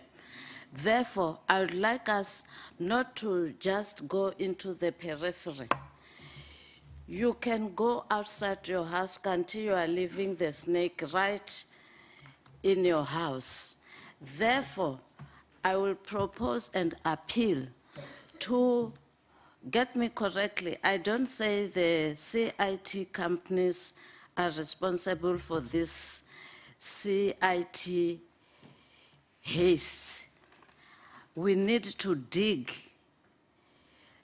down to the marrow, to the cause of all this mushrooming CIT heists. This is something very strange, and it means something is cooking in the big pot, and we do not know precisely what is inside that big pot. Therefore, I'm appealing to you as SBRICK, if it is within your mandate, to investigate all, or rather some, the way you deem it fit, CIT employers, so that we don't leave any stone unturned. And I believe that by so doing, we'll be assisting SAPS to deal with this issue. Thank you. Thank you, Honourable Member. Honourable Imam Sheikh. Thank you, Chair. Allow me, first of all, to commend the Commissioner, the Minister, on the success that you've had recently. And I do hope that if what we observe is continued, we'll be able to get in control of the situation in the country, particularly in terms of the cash in transit heists and things. But, Chair, what I've observed here, and very, very clear, despite assurances from the different role players, it still means that we are working in silos. I don't think there is a coordinated effort by all concerned. And maybe what we really need by the time we leave here at the end of the day is a memorandum of understanding between all the role players, because clearly SAPS is not going to be able to deal with this matter on its own. We must be mindful of the socio-economic conditions that our people are living in presently, the unequal society.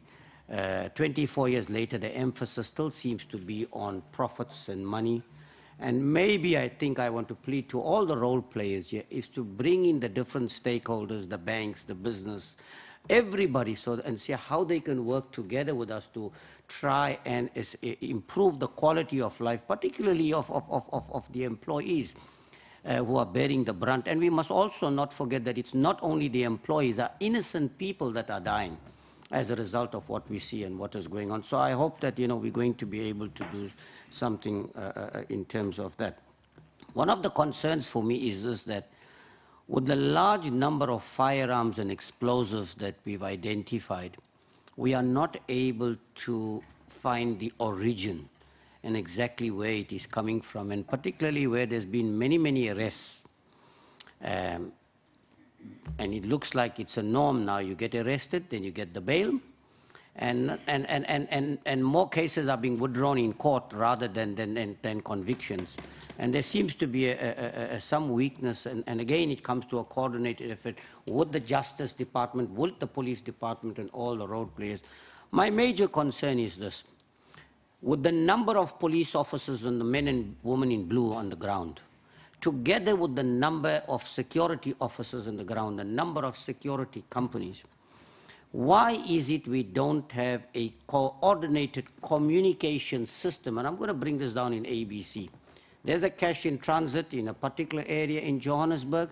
There is security all over from 50 different companies in the same vicinity at the same time. There is police officers, but not coordinated to the effect that everybody in the vicinity can be alerted simultaneously and be able to clamp down. So there needs to be some system that we need to put in place, because, and I'm coming back to that, we are working in silos. One company will not, he'll drive past, he's not interested, he's not, and that is one of the serious problems. We're not going to be able to deal with this problem if we don't have that approach. That's the other question that I have. Now, I think I must agree with my colleague from COSATU, and let us be honest about it.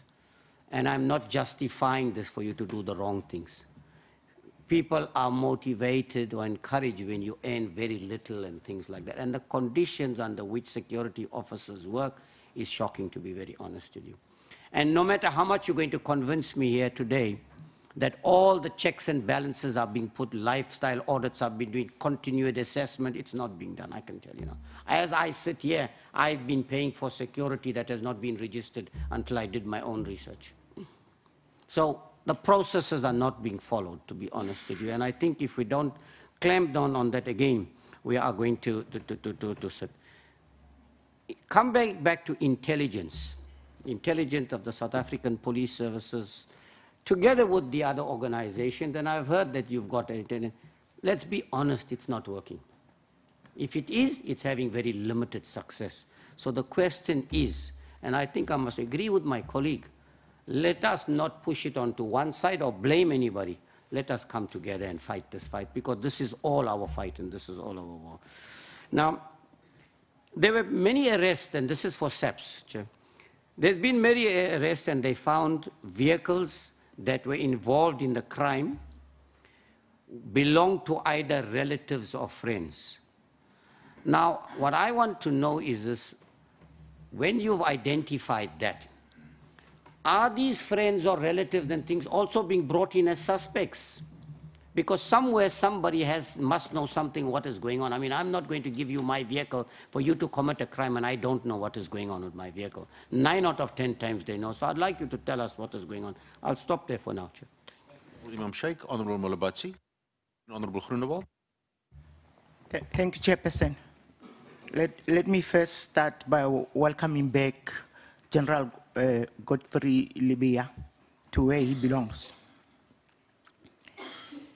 My first question goes to SBRICK.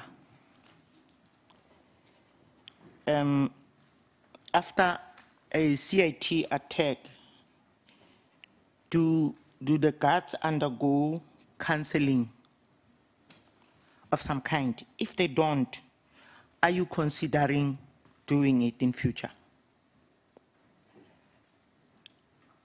My second question goes to SAPS. I read about a requirement for one to join this group of robbers of heist. The requirement being he must be having a armed robbery record. What's your take on that? My next question is to SAPS. To what extent are you using informers optimally? And also, are you recruiting informers regularly? My last one to SAPS. Tell us about the involvement of the same security guards in this heist. And also employees at different outlets where money is being collected. What are their involvement? Thanks, Chair. Honorable Molabatsi, Honorable Groenewald. Thank you, Chair. Chair, this is not the first time that we have a situation in our country where there is quite an increase when it comes to CIT robberies. I mean, if you look at the statistics, in 2005, 2006, it was, no, 2006, 2007, we had 467 cases, which was actually the peak of CIT robberies. Now, my question is to the SAPS as well. I will make it SBRICK because there are so many stakeholders now that everybody knows exactly what to answer them. There was quite a decrease from 2006, 2007 down to 2014. Now, my question is to both is, did you make a scientific analysis of what happened over that period that there was such a decrease in CIT robberies? And what lessons could we have learned from that to prevent that we get a similar situation? So that's the first thing. Then, Chairperson, I want to say that I've got here an article in the newspaper, and it states that in 70% of CIT robberies, there's a police officer involved, either by playing a role that dockets disappear or even part of the robbery, 70%. Now, that's a very high percentage, and I think it links up of what Mr. Johan Boysen has said. When we come to the crime scene, we don't have people with the real expertise to ensure that the crime scene is secured in such a way and get all the evidence that it can be used in future. And maybe I must just say to my honourable colleague, Chairperson, those are the people who are making the money, but if there's a crime scene, it's a crime scene, then the police must act on the crime scene. But the fact of the matter is, the corruption in the whole system, both the South African police services as well as in the security industry. I want to know, what do they do specifically from the private security sector as far as intelligence and corruption is concerned within the industry? And I just want to say for CUSA to say because people get a low salary, they're vulnerable to corruption. Money is not a reason for corruption. It's integrity.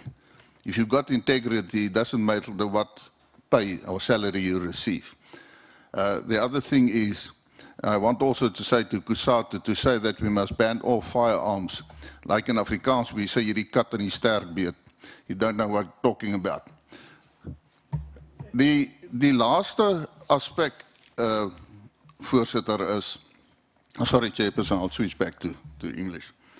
The last thing is, you know, I can't understand if I, for instance, look at a documentary on carte blanche in the transport industry, for instance, in KZN, where openly criminals just ransack the trucks and everything.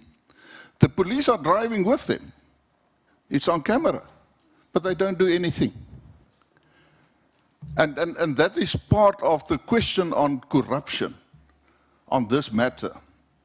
My last question, Chairperson, you know, in the 50s, you said that the man will walk on the moon, the people would think you are mad. My question is, shouldn't we start changing our minds? I was present at various ATMs, for instance, when they changed the money. People with semi-automatic rifles and everything. Immediately you feel unsafe because you don't know what's going to happen. If my family is with me, I take them away immediately. In Klerksdorp, for instance, with the CIT robbery there last month, we found that part of the criminals were in the public themselves, where they said, okay, you can clean up now. So my question is, what gives the cover to the criminals when it comes to these robberies? It's the people. They know that they are covered amongst the people. The police can't just come and arrive there and just start shooting and creating a war. I mean, you put the public in danger. Now, my question is, why, and I understand, different clients want their money on different times and everything, but why can't we start with a system where you deliver your cash at night? Why must it always be in peak hours? Even if we start with certain amounts and we do it at night, where it's better regulated to ensure your own safety when you deliver the cash. Thank you. Thank you, Honourable Groenewald. Honourable Ramatlakane. No, thank you very much, Honourable Chair, and thanks to, well, let me also follow my colleagues and recognize that the Minister is here, and it's good that you're here in this discussion. I just want to say, Chair, listening to all the presentation and narrowing down to 3 questions is a difficult task to perform. But let me just start off by this statement.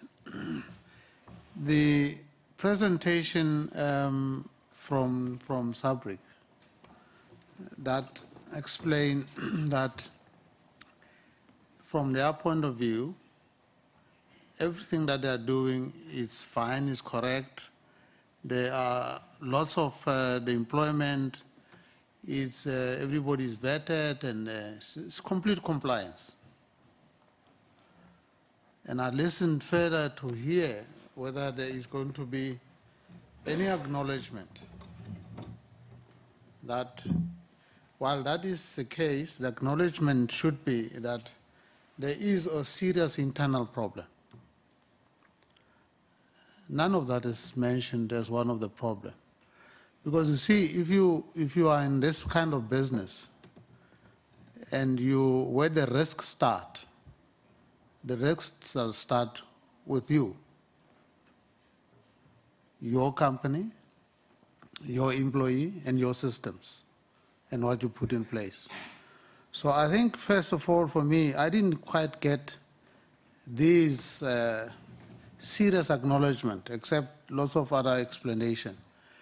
Because if you have a driver or people, CIT people that are vetted, they vetted and there are procedures that is tight, you would then have to see where the leakages is. Because this is internal leakages. You can blame the police. The police are at the end of that. They're not part of it. From the planning of the distribution and the communication to the requester of the cash. So I think for me, if I start from that point, there's lot to be done by SBRICK. And I mean, we can ask the question, when was this vetting, all of these status vetting, and who is being hit, and how frequent is that being hit in the particular company? Because 3 companies, where is the hit frequency? And where is the hit frequency as a basis of a request of a delivery? And you can do that kind of thing to find out what is taking place. And that starts with yourselves. Now, I asked the question as the presentation was going, is this a function to be nationalized? Nationalize the function, and therefore it's no longer your responsibility, it's a responsibility of SAPS. SAPS comes with the Nyala to generation 2 Nyalas, transport the money with the police officers in it. End of story, problem solved. Then you're out of business. The point I'm making here is that, for me, the problem is that unless we acknowledge that and work from that point of view, I can hear all the complaints that the police are not having the intelligence, sufficient intelligence to do all of this, and if they were to have the intelligence and the footprint that is sufficient, it means they need to recruit your employees that work and transport money. So let me come to my question, maybe leave the statement, because I felt that there's a lot missing in the presentation, which we need to deal with it honestly to find a solution into it. So the question is the vetting. Let me ask this question of the vetting from if you were to do the vetting and explanation.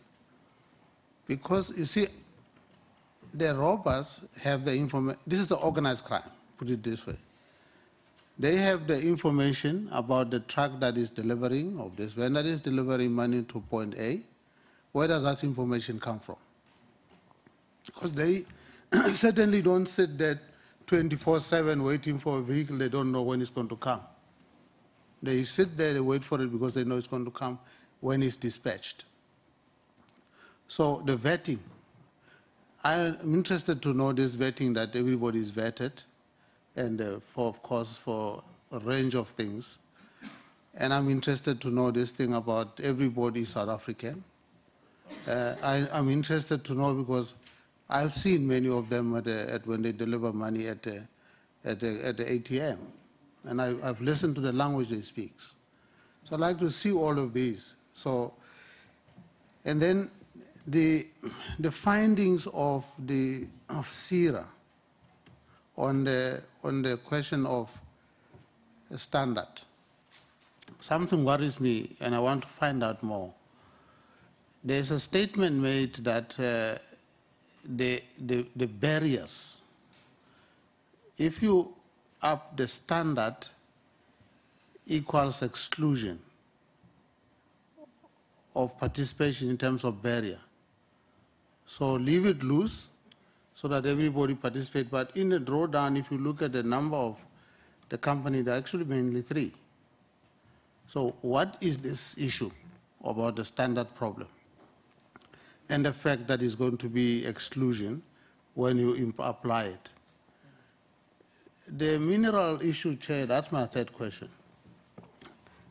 I heard the explanation, which is quite strong, actually. But I want to know this question.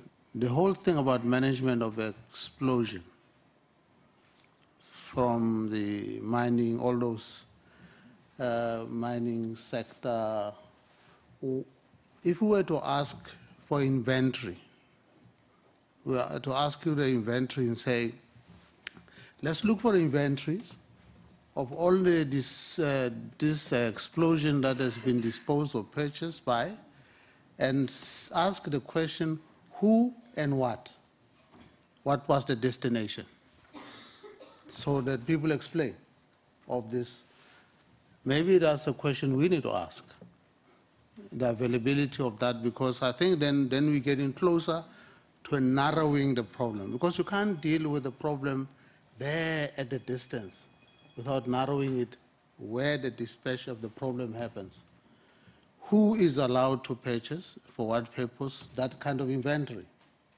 Let's see it, let's understand what happens, and let's see who enforces then the regulation of the purchase. And if the gap exists, like the Reserve Bank speaks about the dying